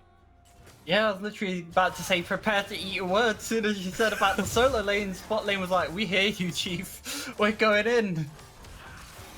Yeah, but let's take stock a little bit, as Nabs is taken fairly low there. It is still going in Nerd Rage's favour. They've built CS leads in the bottom and in the mid lane. Looking good in top for UGN. Did have that little bit of a close call, as the Ignite is going to be dropping onto Arcane Teddy. Here comes the Nocturne, but might not be here in time. One more tick. Doesn't quite go through, and Camille will be dropping. Ruggers roaming and getting kills. Yeah, exactly what they needed to happen. I thought Teddy going in was a little bit sus. I was like, there's no way he's going to be alone, because Camille has Ignite, you're doomed, right? So Ruggers actually making time to roam, which is actually going to help him too, because you've seen he was struggling a little bit into that Akali early. He needed to get something, going top to get a kill. Good way to get yourself back on the map. Yeah, get yourself a little bit of gold. Get yourself a couple more items. Means that you can be a bit more favoured in the 1v1. Divinus gonna land a hook here onto Malako, who is very far in the enemy jungle, but he has support. Malako with a very nice equalizer there. Got to force to back away. Now so be caught now as the damage is coming out. Ruggers picks that one up. Second kill of the game. Let's get it. Able to get the perfect execution and able to get out as well. Ruggers is still chasing though. That movement speed is very nice, but the slow just comes out. Might not be enough. Arcane Teddy picks up that one. It's 3-3 on the scoreboard. Dead even in gold. This is exactly what we want, though. This is what we want. We want this game to be close and not a stomp. So 3-3 now, pretty much evening out. 200 gold difference, down to 100 at now, actually. So a lot going right for Nox now, catching back up in this game. Yeah, and it just feels like over-aggression from Malako. Didn't need to be there and ultimately doesn't end up dying, but I feel like the rest of his team isn't going to be too happy with that. No, not quite, but also an interesting thing I was going to say is it's amazing what CDR boots does for Silas, because it really actually helped him out in them trades earlier in top lane. Oh, Nab's landing the hook here, as that's a wonderful interrupt on the Dark Passage. Atlas going in, but Atlas will just be going out. Flash burnt by Princess Hades, so a vulnerable Varus for the next few minutes. Dude, watching good Nautilus players is disgusting. Yeah, pretty disgusting, as more trading in the top side. Malako here to back up Eugen, who does pop that Hextech ultimatum. There's nowhere you can go, Arcane Teddy. The carpet laid out by Rumble, as Ruggers is here as well. Eugen falling down. Malako gets a double, but he will drop as well. It's a 2-for-2 in the top side. It's a 2v2. Akali is up there, but I don't think she's going to fight this Nocturne right now, so... Again, dead even. Say not going to fight, she goes straight in. I think she is going to be fighting. Oh my god, that's a normal amount of damage. Let's get it with his second kill of the game. Okay, we see you, bro. Disrespect Akali and you will be punished, and that's the second time in a row Ruggers has been punished by Let's Get It. Yeah, we saw that earlier fight in the mid lane, which Nocturne was just able to escape from. No such luck there, as Let's Get It is going to crash this wave, grab a few tower plates as well, and honestly, very nice performance coming in from the substitute. Yeah, I feel like they called up the Smurf department and just brought this man in, because so far you haven't noticed the difference in losing Galul, because Let's Get It has been playing a really good game on Akali so far. Yeah, it's just been that all-out aggression, that key nerve rage style, as that's a wonderful cleanse coming out from Atlas, but there's too much CC. Godtur grabs that one. Really, really nice layup there as well, because she thought the Varus ult was going to come out. When she did cleanse, it did get it just in time, but the hook was on its way as she cleansed, so afraid not enough to save your life there, Chief. Nice little thing I just want to point out. Divinus actually hooked in front, so he was able to get that one off, as Ruggers may be falling for another time here. Forced to flash away. He is not having fun at all in the mid lane. Ouch! there's really not much to say but ouch, and there's about to be more pain right now. Divinus just going to be forced to flash out, and the crazy thing is, Ruggers is 4-1-1. He is the key carry right now for Nox. If he's not able to exert pressure onto this Akali, then I don't know who is. That is going to be the main issue right now, because despite Ruggers being fed, we'll hold on for this for a moment because it's a fight. Oh, we're looking top lane. It's another 2v2. Arcane Teddy steals away the crowd guard, and he's able to get out for a second. UGM popping down as well. Here comes Ruggers, picks up another one. No, it goes to Godtur. And that's the same thing we've been seeing all game long. Go to top lane, find kills there. We can't kill Akali. Let's go kill Camille. Yeah, it turns out that Akali with Flash is a little bit safer than a Camille without one.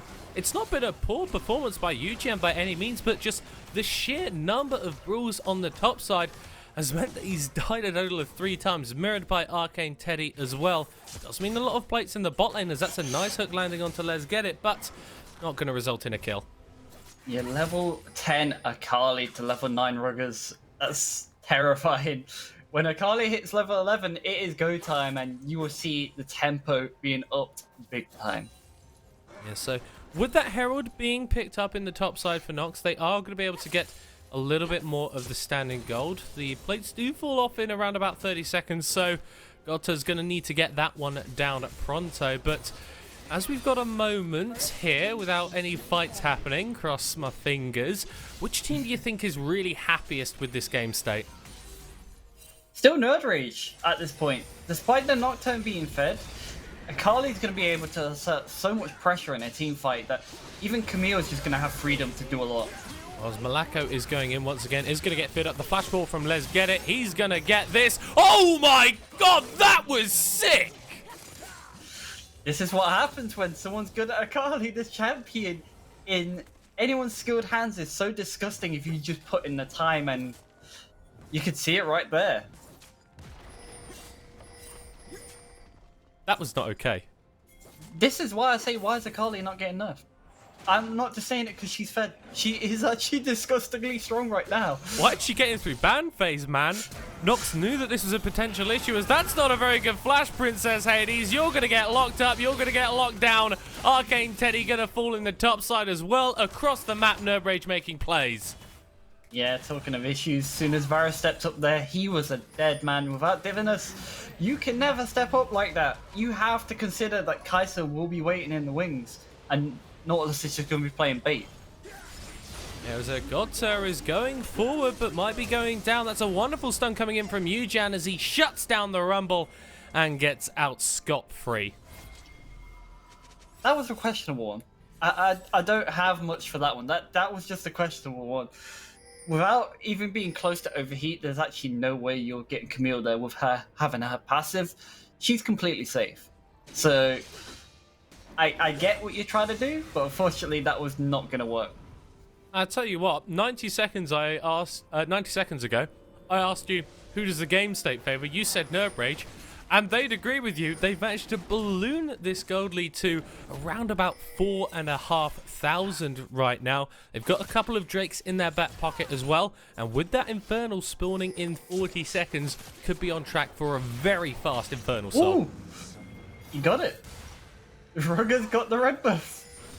Akali is level 11 though. Remember what I said? As soon as Akali's level 11, they're going to try up the tempo even more because she's so strong.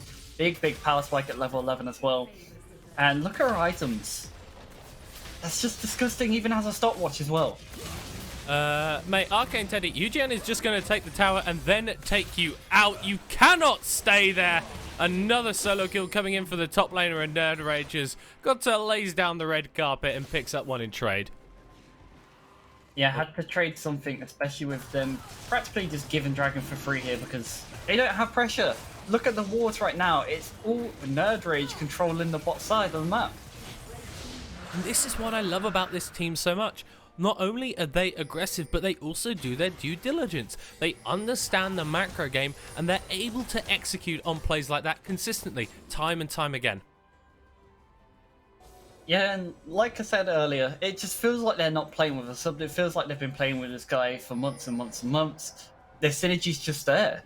They're just moving constantly together, making moves together, and the game's just being ran by Nerve Rage. There's not a lot else to say.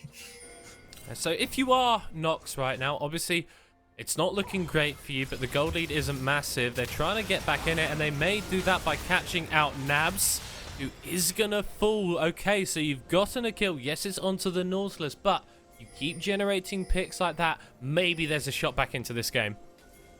Yeah, that's practically the way back in for Nox. They just have to keep working on picks, try to find people isolated. Even if they're not isolated, like, even if it's 2 members, you just need to bring the extra 1 member. So a lot of the time, it might be sacrificing the Varus, unfortunately, just to find these picks. That's an equalizer just used to try and clear out the mid lane, but the tower's going to fall anyway as Yuxian is going over the top. Malako is going on to Divinus. The hook's going to be landing as Arcane Teddy is in the mixer. Here comes Ruggers. Here goes Akka's falling down, but the Akali is way too fed. Already got a double, trying to make it a triple. Arcane Teddy goes back in, but he can't grab a damn thing. The fight still goes in favor of Nerd Rage. I appreciate the rhymes there. I like that. But yeah, Nerve Rage coming out of control. If they held that equalizer instead of using it on the wave, imagine the impact in that team fight right there. They would have pretty much have won the team fight with the equalizer, but it was already used.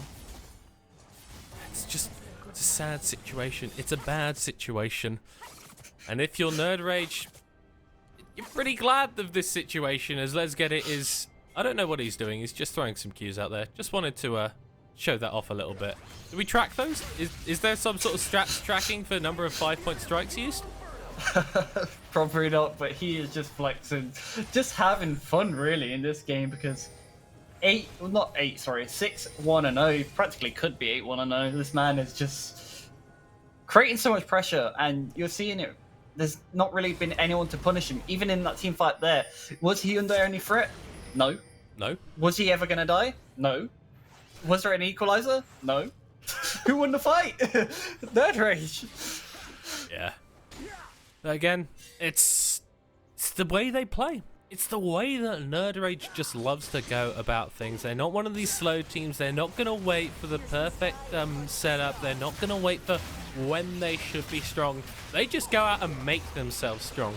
It's going to be that second Rift Herald picked up for Nox just before that one times out and swaps over to the big brother Baron. So maybe they can put this down in a lane, possibly mid, and try and get some more pressure. But they're really clutching at straws right now. They need to be careful what they use as well, because as soon as that next dragon comes up, you know Nox is going straight to it, and that's a dangerous one. Speaking of danger, Ruggers, mate, not had fun as the director camera decides we need to see UKEL kill Arcane Teddy again. We don't see either kill. They both happened way too quick. Not a fun time for them, because they're just being choked out even more. That's a nice stopwatch, but you're still going to be dying, mate. Ackless with his second of the game. We've hardly talked about the bot lane, but he's still popping off regardless. Baron is alive. Infernal Soul in a minute's time. Nerd Rage got the run of the map, and it's all theirs to decide. Yeah, like literally Nox is being forced to play Nerd Rage's game, and it is showing. Because they're just in the driver's seat. You got Herald, we're going to take your Nocturne, we're going to take your bot tower, and we're just going to claim anyone who steps up, and Godter was another one. Yeah, no respawn coming out. Godter's back on the map, but you're quite away from Baron. No steal potential coming out. 5 big blue buffs on the side of Nerd Rage. 9k gold lead. They are going to be looking to close that one out pronto. Yeah, and you can see the gold differences just from items alone. Look at Akali, 3 full items to Nocturne's 1. And that says a lot. Like, that is disgustingly absurd how fed Akali is. Camille has 2 full items. Silas nearly on his second as well. That's definitely going to help out a fair bit, but... It's nice from Noxus. That is going to be the ultimate landing onto the Nocturne. He's going to be popping the Paranoia, but the engage doesn't quite come out in a disjointed ways. Eugene is diving onto the back line. Divinus is caught out now, forced to flash back. The flash follow from Malako, and he's just going to be falling. The Hextech ultimatum is big. Arcane Teddy trying to do something, but it's not going to be enough. Eugene is massive on the Camille, picks up a triple kill. Going to make it one more. That's a clean ace, and that's going to be Nerd Rage pushing through to take the game. I don't even think there was any doubt in that team fight either, just how clean they played it. Divinus was caught out of position and said, okay, let's kill Fresh first, we don't need to mess around. And then they just went forward, and forward, and forward, and just clean game from Nerd Rage, really. A few missteps in the early game, but it was kind of to be expected with the Nocturne having that map pressure to be getting around to where he wanted to. Yeah, Nerd Rage are going to be taking down Nox, and they will be going 5-1, taking sole possession of first place. Exactly where they want to be. They need to be breaking away from a pack, like we said, and this is a good way to break away. It's a good way to also send a message. Like people said, Nox could be one of these teams what people overlooked, especially after the first couple of games. And Nerd Rage just dismantled them. It just looked like an easy game for them. It didn't look like a point where they could have lost. Even if that equalizer came down in mid lane, what we talked about, I don't think they could have lost. Nerd Rage averaged more than a kill per minute that game. 23 kills in a 22-minute game. And it was just pure domination from them from start to finish. We are going to be going to a short break now. But stick around. We're going to be seeing Lucendi try and take their first win of the split facing up against London United.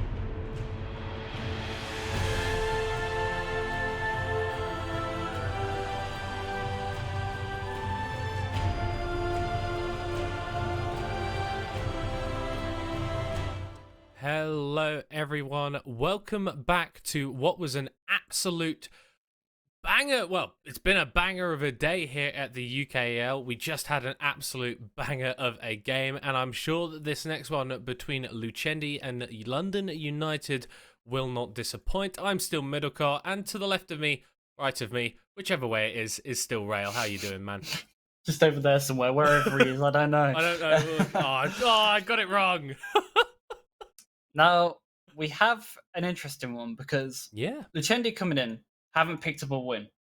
So this is massive for them, especially if they can take down London United. That's a big message they can send right here. They also have a different mid laner with Composites now, and we've heard some good things about him, Middlecott. Yeah, I was actually speaking to Danny, the head coach of Lucendi, and she was saying that this guy is absolutely cracked. I believe he peaked Challenger, so going to be it's going to be insane to see him. I've just seen, apparently our mics were off, but yes, Lucendi versus London United. You need to be looking at Composites because this guy is cracked out of his mind. And he does play some interesting stuff. So when we looked into him, we thought, okay, what does he actually play? And it just looks like he's sort of like a Yone Cho'Gath 2-trick, which it's not very often you see Cho'Gath in mid lane anymore. So from what else we're hearing, there's obviously a lot hidden. So it's going to be interesting to see what they actually draft with this new guy in. Is he going to provide some leadership for this team? Is he going to provide some depth to stand out? Because so far for Lucendi, and I hate to say it like this, there just hasn't been that spot. There hasn't been anything what goes, okay, they can play around this, they can play around this member. It just hasn't been that yet. So let's see if they can actually start working towards that player, start working towards them wins. Well, I mean, one player that we could have potentially said that about was Berry, who did come out, and we'll have to see if Composites is able to live up to and exceed the standards that he sent. And it's going to be difficult to do that against Kusai. This guy has been absolutely tearing up the league. Loves playing assassins, loves being aggressive, and one of the real star prospects that we've had coming in the summer split. Not only that as well, like, you look at London United's team, you have Icy Gale, that's a Rengar ban already. You look at bot lane, you got Blank and Niza, who, for me, I would say is the best 2v2 bot lane. Oh, yeah. So they are the bot lane to beat, so it's already terrifying that they have to play into them as is. So if you're going to draft a weak side bot lane, you will get exploited. Yeah, and Nacho and It's Reese haven't looked the strongest. I'm really worried for them in particular because Blank and Niza have looked so strong. Small saving grace is because of the picks that are currently being played. You can just go something like Ezreal for 3 Nacho, sack the laning phase, and then It's Reese would be freed up to roam, which we've seen him actually be pretty good at. So maybe he can pair up with Composites with this new guy coming in, and they can start to bully some people across the map. See, the trouble there is getting Ezreal on this patch. It doesn't exist. It's probably going to be banned. And if you do get it, you're playing into Blank's Kai'Sa, which is no joke itself. So, I mean, pick your poison. If you're going to take the Ezreal, if you get the Ezreal, there's definitely going to be a Kai'Sa Nautilus matchup. Yeah. And you can just get blown up and you can just get completely deleted and you could have a really bad time. We did touch on ICL briefly, has a Madman champion pool, including the Rengar. Stuff like Conqueror, Ignite, Talon top. I want to see that at some point. He's going to be going up against Synapse, who is a lot more of this weak side style player. Stuff like the Ornn, stuff like the Volibear. Just leave him untanked, hope that he can get through the lane. And off the bat, there you go. No Rengar, no Ezreal. They're not allowing any of them through. And also, still Gwen is actually open from this. Oh yeah, Gwen is available. Yone is not though, so Composites' most infamous mid lane champion taken off the board is the Akali B1 lock-in. Most likely going towards Composites in that mid lane. Really going to be looking to show off what he can do. That's a good way of sending a statement. If you're going to first pick Akali, it obviously is still a flex, but we don't really expect Synapse to be playing the Akali. And I don't think they do either, so they're probably going to bank on it being mid. Definitely a big statement in your first game. As we do see the response with the Jin Zhao, very strong jungler. We saw him be pretty insane last game. Dunlosi will be looking to replicate the performance of Malako on that one. Try and get some early plays going and try and snowball his very aggressive lanes. Yep, and talking of aggression, they've already picked the Varus as well, so if you pick something without cleanse bot lane, you're not gonna have a good time. And it could just be Varus Rush, it could be Varus Nautilus. They could pair it up with pretty much anything they want down there.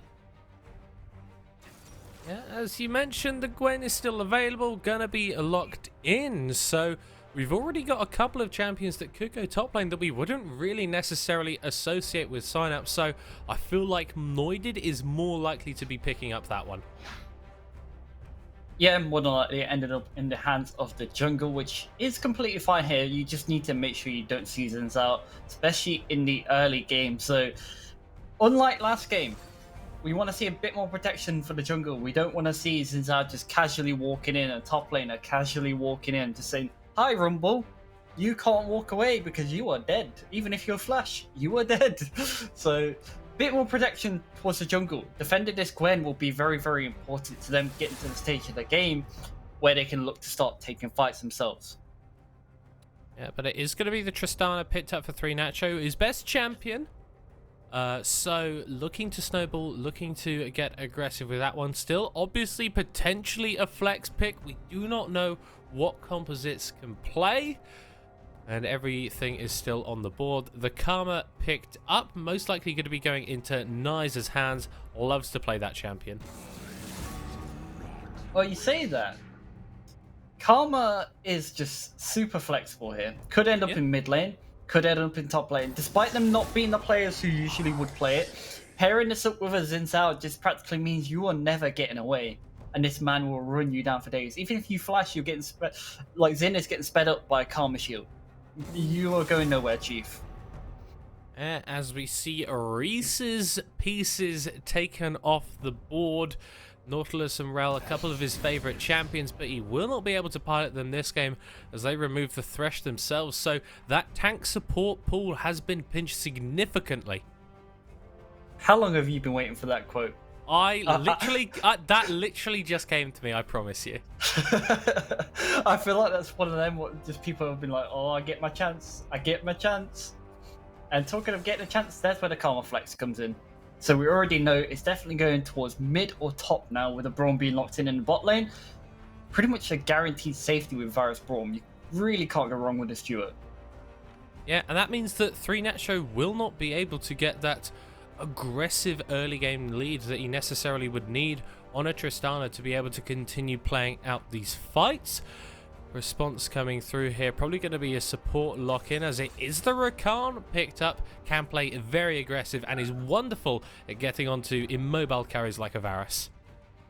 And plus, the Rakan just in general is really, really good into Braum. Braum doesn't have that instant CC to lock him down as soon as he goes in. Unlike the Leona, like when Rakan jumps in, Leona's done, and that's practically Rakan going to die or lose everything. Whereas Braum, you might get a slow on him, but he's already going to just dash back to his AD carry and say goodbye. Yeah, you can't really slow down the quickness. He's moving way too fast as the Psalm picks up. Gonna probably be going into Synapse's hand. Loves to play those weak side top laners. Yeah, I like Messiah here. Messiah just fits perfectly what you need. You needed some frontline for this team, and that's a big chunky frontline. That's definitely going to buy a lot of time. But big emphasis on the but that is playing into a Mordekaiser. Mordekaiser is going to able to nullify him out of team fights, taking Sion away from a team fight, taking a Gwen away from a team fight. I mean, there's just so many good options you could literally take away and just say, okay, they're going to have less impact because I've took Gwen, I've took Akali, I've took Tristana. It's just going to nullify a lot of damage. Yeah, UKEL is going to be handing out plane tickets straight to Brazil, as he's going to be using that death roll to so much effect whenever he gets it up in a team fight.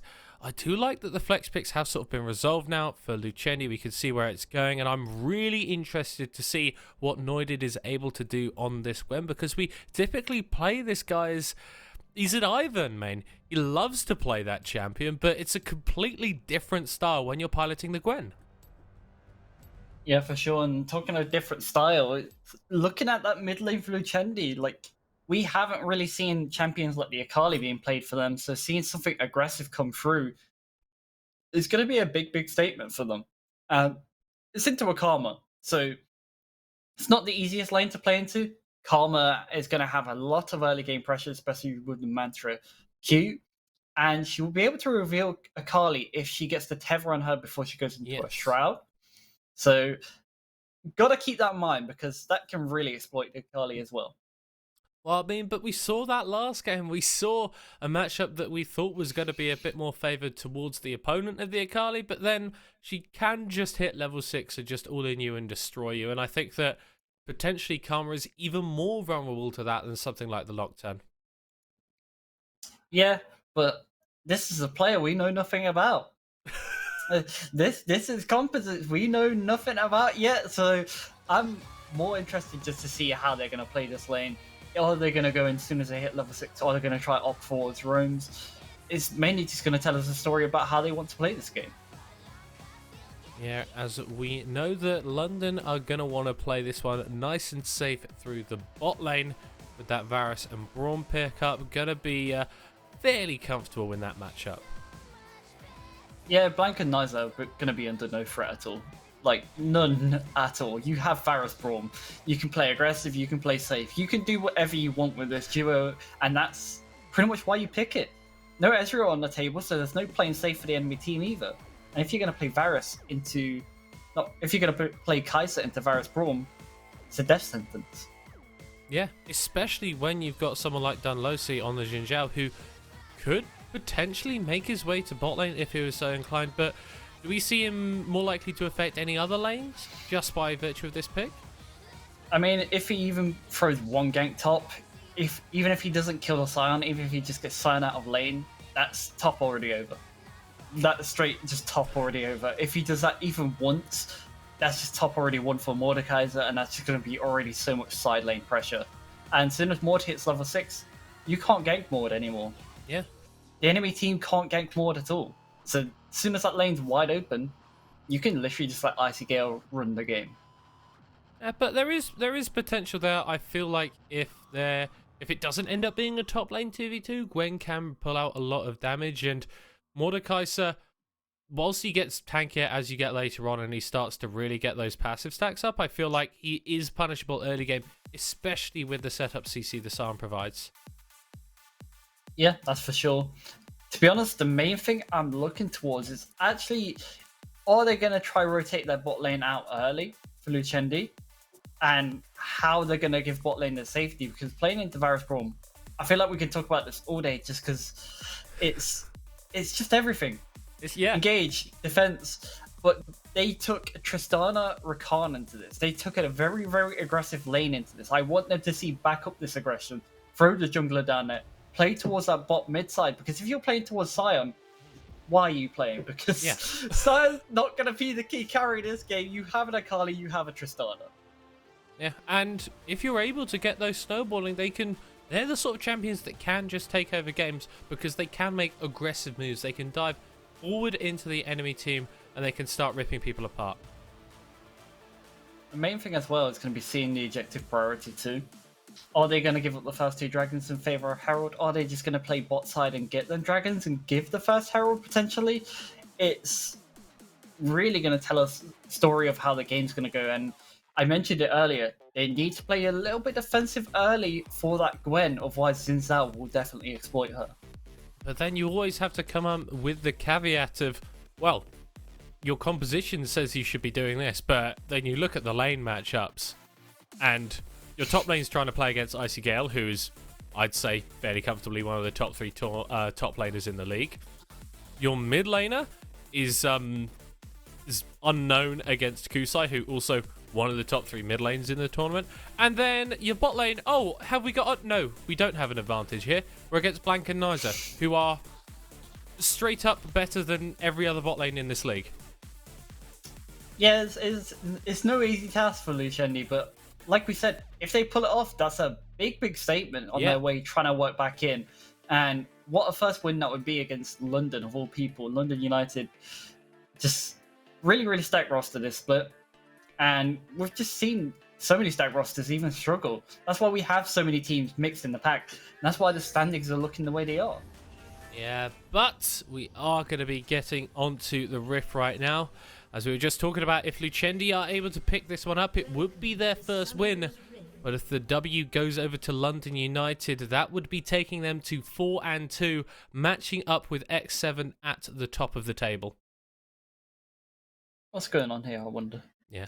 Well, we just had a little pause. We just had a little bit of League of Legends as a treat, and now we've got to analyse and dissect what we've seen. So, Rail, what do you think of Noidid running towards mid lane vaguely? Oh, that's a dangerous run. That he looks like he's out for blood. Might be scary. Might be going straight for that Nexus back door. I mean, oh, we're back. Oh, we're back. Okay, right. So, will we last longer than 15 seconds? That's the question. We're gonna have to wait and see, aren't we? Yeah. Akali picking up Doran's shield early. Smart decision. Last thing you want to play is a poke game with Karma. She'll win that game every time. She also has area as well. Gonna provide her teammate a little bit extra shield, and also just even on them auto attacks, gonna have them airy procs as well. I like this pickup instead of going for the Comet here, and it's just practically gonna guarantee early push mid lane, which is just gonna mean she can move to Xin Zhao if she needs to. Yeah, and she might need to because Noidid has opted for this Ignite on Gwen. Very aggressive setup. We have seen this come out a lot because that champion has so much mobility with the skip and slash, just can move around the map so easily. So this is going to be giving Noidid a bit more damage, which can be crucial in those skirmishes against someone like Dunlosi on the Xin Zhao, or against perhaps the Mordekaiser of Icy Gale. And the reason this is big as well, there's quite a fair bit of healing in this comp. You have Karma, who is going to provide some healing for her team. There's going to be Xin Zhao, who's going to provide healing. There's going to be Mordekaiser as well. So having that Ignite practically for 3 Grievous Wounds is going to be a big thing for Gwen here. Basically just saves you 800 gold on your gank. You'd say very nice, very thank you very much here. As we do see both junglers starting on the top side of the map, so this bot lane that we pegged as a potential source of action and a point of power for Lucendi Looks like we are going to be having some jungler attention towards that lane after all. I hope so. Last thing I want to see is Gwen playing through Sion lane. That would definitely not be ideal. But nonetheless, if Gwen starts picking up kills, you know what happens with Gwen. This champion is disgusting.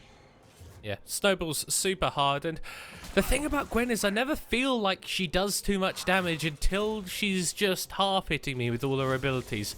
They're sort of like sneaky. They don't have big, like, scary visuals. There's no loud noises. It's just, yep, I just cut off your legs. Yep, I just cut off your head. Yep, you're dead. It's no Akali dashing. You know, as soon as you see Yeah. Akali dashing, you're like, oh my god, it's about to go down. And then it's like, you blink with Gwen. Oh, they're at 10% now. Wait, what? Excuse me? Yeah, it is just kind of gross as we're seeing a little bit of a shove coming out from London United, and as Noided is pathing towards the bot side, could take advantage of this. Synapse Sprinter actually getting the better of these trades against Icy Gale, but Sion's base damages, I feel like this is something we'd expect. Yeah, 100%. Sion is easily able to push in Maud early. Maud has quite long cooldowns, especially early game. That's one of the best times you can exploit him. Pre-level 6, longer cooldowns. Even his grab is like a 20-second cooldown. His shield is like an 18 or 15-second cooldown. It's got some absurdly long cooldowns, so definitely going to be able to deal with that. Yeah, you're waiting a while in top lane if you want to use spells on Mordekaiser. As Dunlosey actually did a little bit of a camp skip, so he hasn't taken his wolves or his gromp, and this is going to translate into a double scuttle crab for the London United jungler, as Noided is going to find out as they walk over here, and it looks like they're actually going for some counter jungling onto the enemy wolves. This is so nice. It's almost like Noided has seen footage of where Dunlosey is, but they've had no vision on the map. This is so intelligent. It's just smart because you know you're not going to get Scuttle against Zinzao. It's practically granted. And instead they're going to say, okay, I'm going to try trade some of his camp. They probably took 2 wolves and left 1, I'm guessing. Because it looks like the camp isn't fully cleared. So I really like this. I'm happy to see it. Oh, and it means that when you reset, go towards that top side, you are just going to be able to clear down without losing any time. Really good adaptation. We did see a bit of a recall, not quite a cheetah recall for 3 Nacho. Does back to pick up the Cull and the Longsword, try and get a little bit more early power on this Tristana, but that does mean he will lose a wave of XP in the bot lane. It's not the worst. Like, you're not going to get pressure against Varus super early as it is. Look at this pressure as well, because Roman sort of has to back away the Karma a little bit, but the Karma had a very good ward there. But this is what we were talking about. Reese loves to get on the map. He loves to start moving around and making stuff happen. So we expected perhaps an Ezreal or a Varus for 3 Nacho, but if they're just going to take the reset and then keep coming back onto the map, then that does give Reese windows of opportunity where he can make stuff happen. Look at bot lane, by the way. Look at that dangerous red ward behind Tristan and Rakan. That is a very scary one when there's 2 TPs on the enemy team. Yeah, and there doesn't really seem to be any emphasis to clear that one out, as we see 3 Nacho backing again. This Tristana keeps resetting on the map, trying to free up Reese to find some plays. The first one mid was just spotted out by that ward, like you mentioned, but may look for something else. You know, there is still options around, but London United going straight for the dragon, and it's practically going to be given because you don't want to jump into Braum Zinzao. I don't blame you, because that would be death. Yeah. Dying is to be avoided if you are on the side of Lucendi right now. This is a very early Drake coming out. Is going to be that Cloud one, so a little bit of ultimate ability haste. Always nice, not really the most impactful, as we are going to be seeing that mountain spawning in 5 minutes time. And we also seen another back from Gwen to pick up her CDR boots. Definitely going to help her a lot. Zinzao opting towards that Gold Drinker build by the looks of it as well, so going to be the more active version of Zinzao and just be more frontline and tanky. Yeah, as we do see the top of the map looking very nice there. Dunlosey making his way out of base. There we are. Cyanide Sprinter actually getting the better of these trades, but UKEL has kept up in CS. Meanwhile, it's CS leads for London United's bot lane and mid lane as they've generated significant advantages in these matchups. Yeah, Akali is only down 9 CS, so it's not the worst for Akali. It's definitely going to be more than dealable, to be honest, because you expect to be down CS into a Karma lane as it is. So just grabbing whatever CS you can without being poked much is pretty much ideal, because otherwise it signs you up to say, okay, welcome to the Xin Zhao pain train. Yeah, and he hasn't really affected the map too much. Still, even with Noided on CS as well, so things looking pretty good for Lucendi. Yes, they're behind that Drake, but all their lanes seem relatively stable, and the later we get into the game, the more power Noided will be able to put out on this Gwen. Right now, I think Lucendi are happy with this. They're happy having a zero interaction with Xin Zhao and just letting Noided farm, and why not? If Gwen can get to the stage where she gets powerful, if she gets to her first full item without even being touched, that's practically ideal for Lucendi. Yeah, but if that's ideal for Lucendi, where do London United need to start making plays to shut them down? They have options all around, to be honest. The main option will be towards that bot lane. It's just going to be easy to trigger with a Varus Braum. Varus obviously just being able to put down the ultimate just to guarantee any of a CC landing. So, and we also have Herald to think about, which already Noided is up on that top side. It's going to be a very, very big Herald as well because plates are still on the map. Yeah, still got a while until those fall away. You said that we should expect some action around the bot side for London United, and Dunlosi, I think he might be stream striping, mate, because he has heard that the ultimate lands onto the Tristana, but the dash doesn't quite come out from Dunlosi, and that's a fumble on the bot lane. London United get a couple of sums away, but crucially don't get any kills. They're still going to lose a lot here, though. Tristana's too low to step up, and Braum still has exhaust, Braum still has flash. So there's still a lot to actually be playing for here. Well, as Noided is making their way forward, no ultimate available for Reese, so can't get an engage off. And Noided will just be going over to farm those Krugs away. But yeah, 3 plates going in favour of London United, and that's accelerated the gold lead up to around about 1,000 now, even without grabbing any kills. And what's smart here is that Dunlosi backed away after a little bit because he knows Herald was taken down. He obviously would have seen the notification.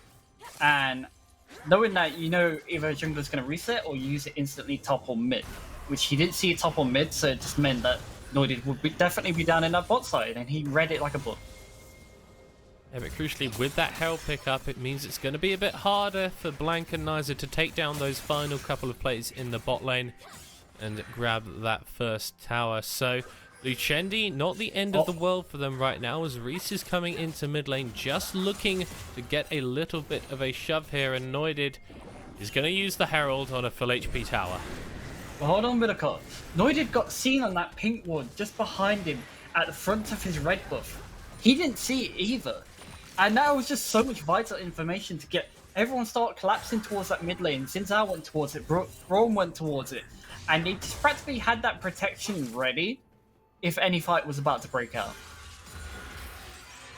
As we see in the mid lane, actually, Kusai, we talked about Karma potentially not being the sort of champion he'd like to pick up, but he's doing exceedingly well on the pick, up 20 CS against Composites Akali. New kid on the block, doing okay, but not setting the world on fire. And Karma has a very cheap, very important item in Shirelia's as well. Gonna make her a little bit tankier with 200 health. Gonna give her 40 AP as well. Karma does well with pretty much any AP item. That's why this item's just so disgusting on her. Gives you that bonus movement speed. Gives you that cooldown ability haste. Sorry, 2021 can't call it that. As Noided is going to be finding Dunlosi here. There is more backup here for Lucendi, as that's a nice ultimate. The quickness coming out, diving back in. Noided getting those needleworks off. The ultimate goes wide from Blank, and ultimately nothing really comes of the fight. No, nothing really happening, but Karma still has pressure to rotate. Sion is down here for this, They don't have the Mordekaiser, and the Mordekaiser doesn't have TP, so it looks like they're just going to give this. It's only the second dragon, so pretty much a smart decision. Not having a TP at top lane, there's no reason to take this. And this is nice from Lucendi. They're denying the objectives. They're not bleeding out too much.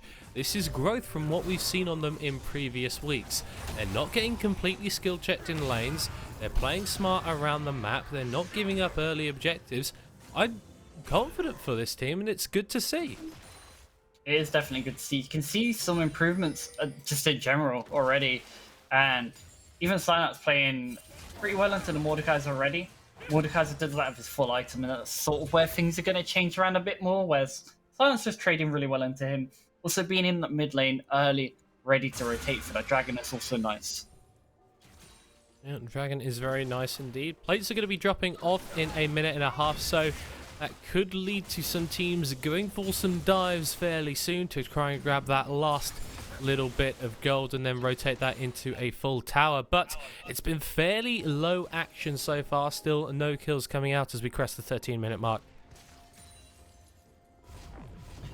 Yeah, and I mean, it's just both teams not wanting to make the error right now. Knowing that one kill can actually snowball in one direction, and neither team wants to take that gamble. They're both just playing it safe, saying, okay, we'll scale. You want to scale? And they're saying, yeah, we'll scale. Yeah. you want to go, bro? Do you want to go? I think anyone wants to go. But I understand that definitely if I'm Lucendi, but also if we're London United, because you look at No Rage performance today, they were able to go up to 5-1. X7 as well went to 4-2.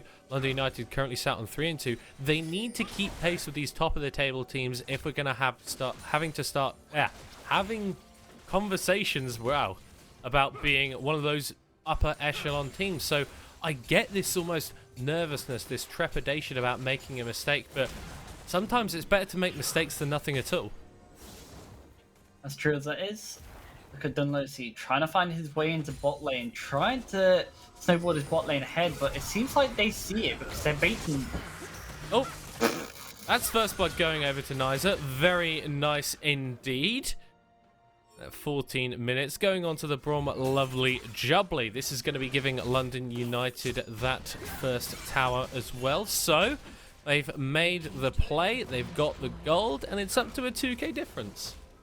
I'm confused, Middlecott, and I'm going to tell you why, because it looked like they were baiting it with a Rakan recalling right in the face of Braun Varus, just saying, I dare you to do it. And they was like, okay, we'll do it.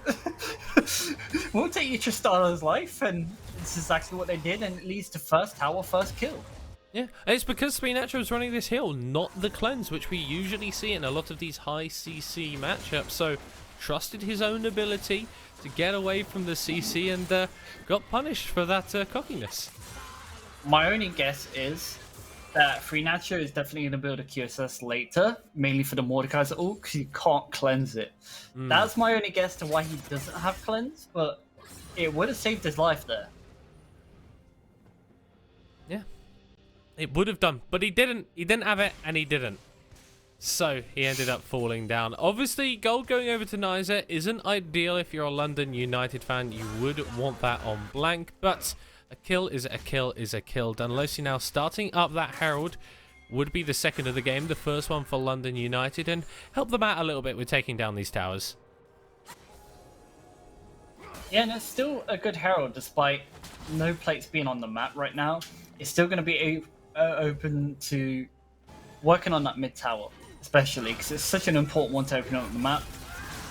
Oh, as the needleworks are coming out, that Herald is going over to London United, I believe. The TPs are going to be channeled. We are starting to hide the flash over the wolf coming in from Kusai. As Blank has already slain Noided. Nizer able to escape on single-digit HP almost. Now Synapse Sprinter is caught in the wrong place. Flashes over the wall as Composites is also getting taken out by Icy Gale. The speed coming out is way too much. Dunlosey diving onto the backline. The wind becomes lightning. Composite becomes a dead man. And Blank is able to grab a second for himself. A third for London United.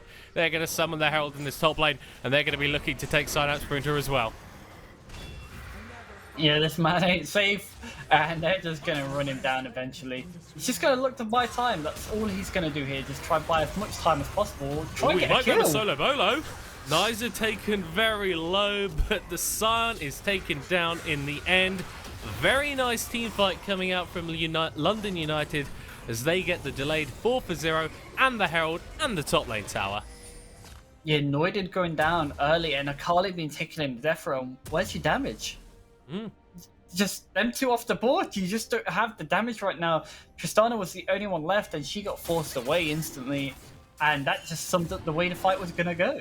Oh no, Noided, you are going to have to skip and slash out of there as he takes the fight onto Dunlosi, taking him down to 40% HP. The Xinjiao may just be dropping in time as that's a kill picked up for Composites, and it's the Drake going over to Lucendi. And it's a very important one, working towards that Infernal Soul now. Ooh, TP's coming into the top lane. Icy Gale doesn't quite have the ultimate. Composites is looking to grab his second kill of the game, the 1v1 in the Death Realm.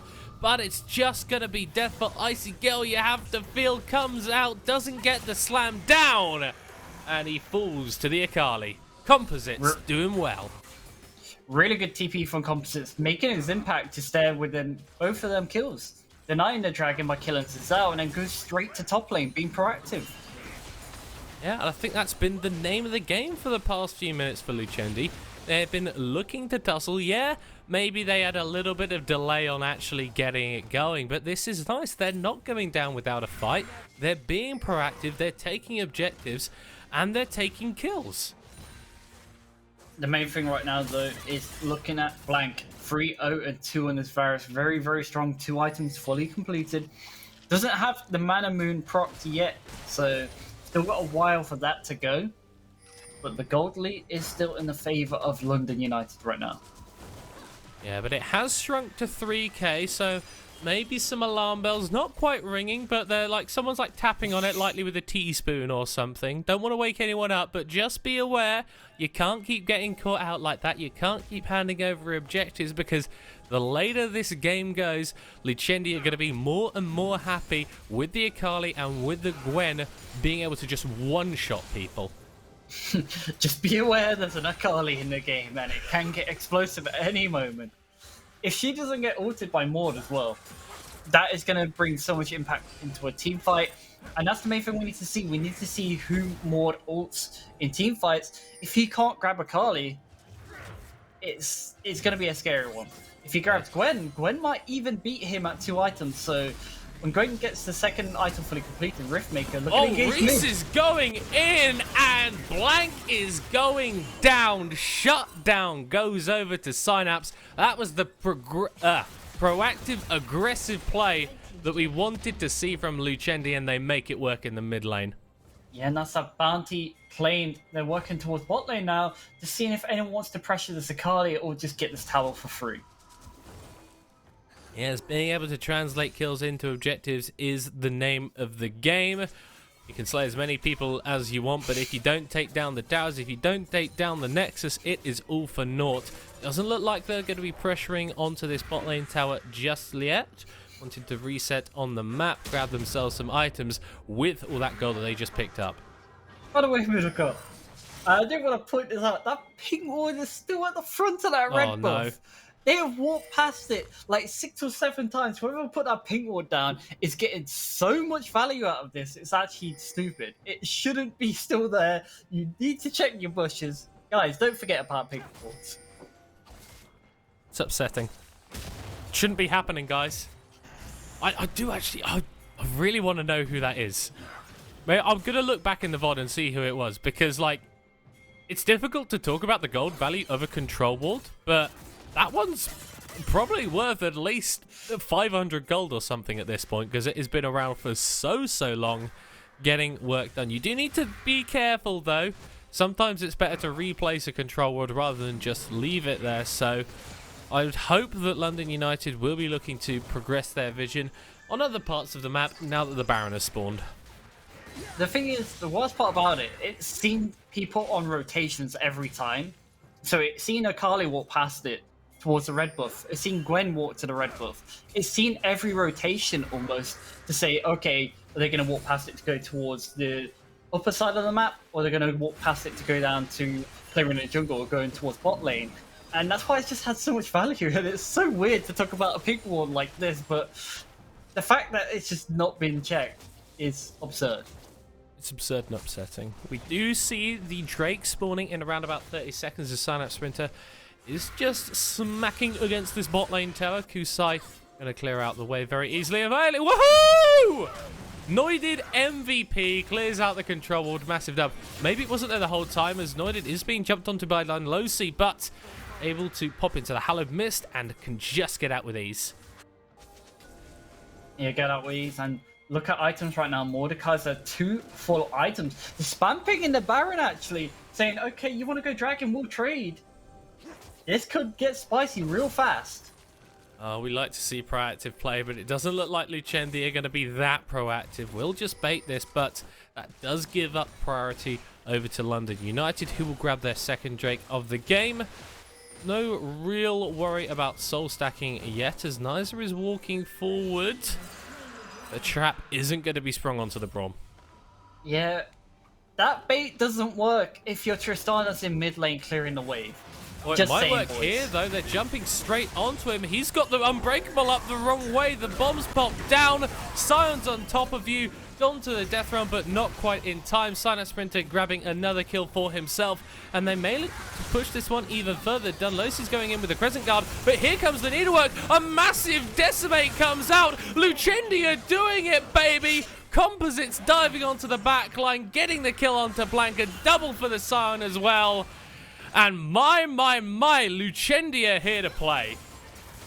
Yeah, catching out Braum there is just absolutely vital. Just so Braum couldn't get anything down before he got obliterated. And Lucendi, he flipped the game on a switch and just said, okay, let's go forward. This is the time. It is the time indeed. Dunlosi is off the map. Composites teleport in, and Lucendi will pick up the Baron and wrest control of this game. I have to say though, Synapse has been vital. His performance so far in the Sion has been so good. He's found so many vital ults and engages that it's just practically guaranteed people's deaths every time he hit his ult. It's been exceptional. Shout out to Composites as well in the mid lane. 3-1 and 3 on this Akali. We had questions about him coming in. Who is this guy? What's his champion pool like? Turns out he's very good and he can play Akali. That pretty much ticks every box that exists for a UKL mid right now. Brilliant performance by him. The difference comes into signing people. Can you play Akali? Yes or no? Yeah. And it's just like a tick box. Answers no? Oh, sorry, boys. Oh, We'll see no, you sorry, next can't year. have you. You can't play Akali, mate. But it's to me on it would be to take away what an achievement this is for Lucendi. They really did not look good in week 1. And they're pulling it back. It's not just Composites in the mid lane, it's everyone. They're all playing smoother. Synapse especially, like you mentioned, has just been very, very good on the Sion. Playing towards his picks, playing towards his style. Now they're playing towards Nizer. He's going to get charmed up. He's going to get knocked up. He's going to get dived on. Composites pops into the Zonyas, and Nizer goes down. Dunlosi falls, Blank falls as well. That's a 3-for-0 triple, and Icy Gale, mate. It's raining, it's pouring, it's hailing. Icy Gale's gone, and Lucendi look to grab this mid lane inhib. Up to Lucendi. Lucendi are looking like they're on for their first win, and they could look for the end. Oh, 25 minutes. No one expected this result, but the death timers are just too long. The first Nexus turret, the second Nexus turret has falls, and Lucendi will grab their first win in the UKEL Summer Split. We talked about wanting to see a spoiler, and we practically got it. Lucendi put out a very, very good performance. They looked sketchy in the early game. I'll say that. They looked exploitable in the early game. Yeah.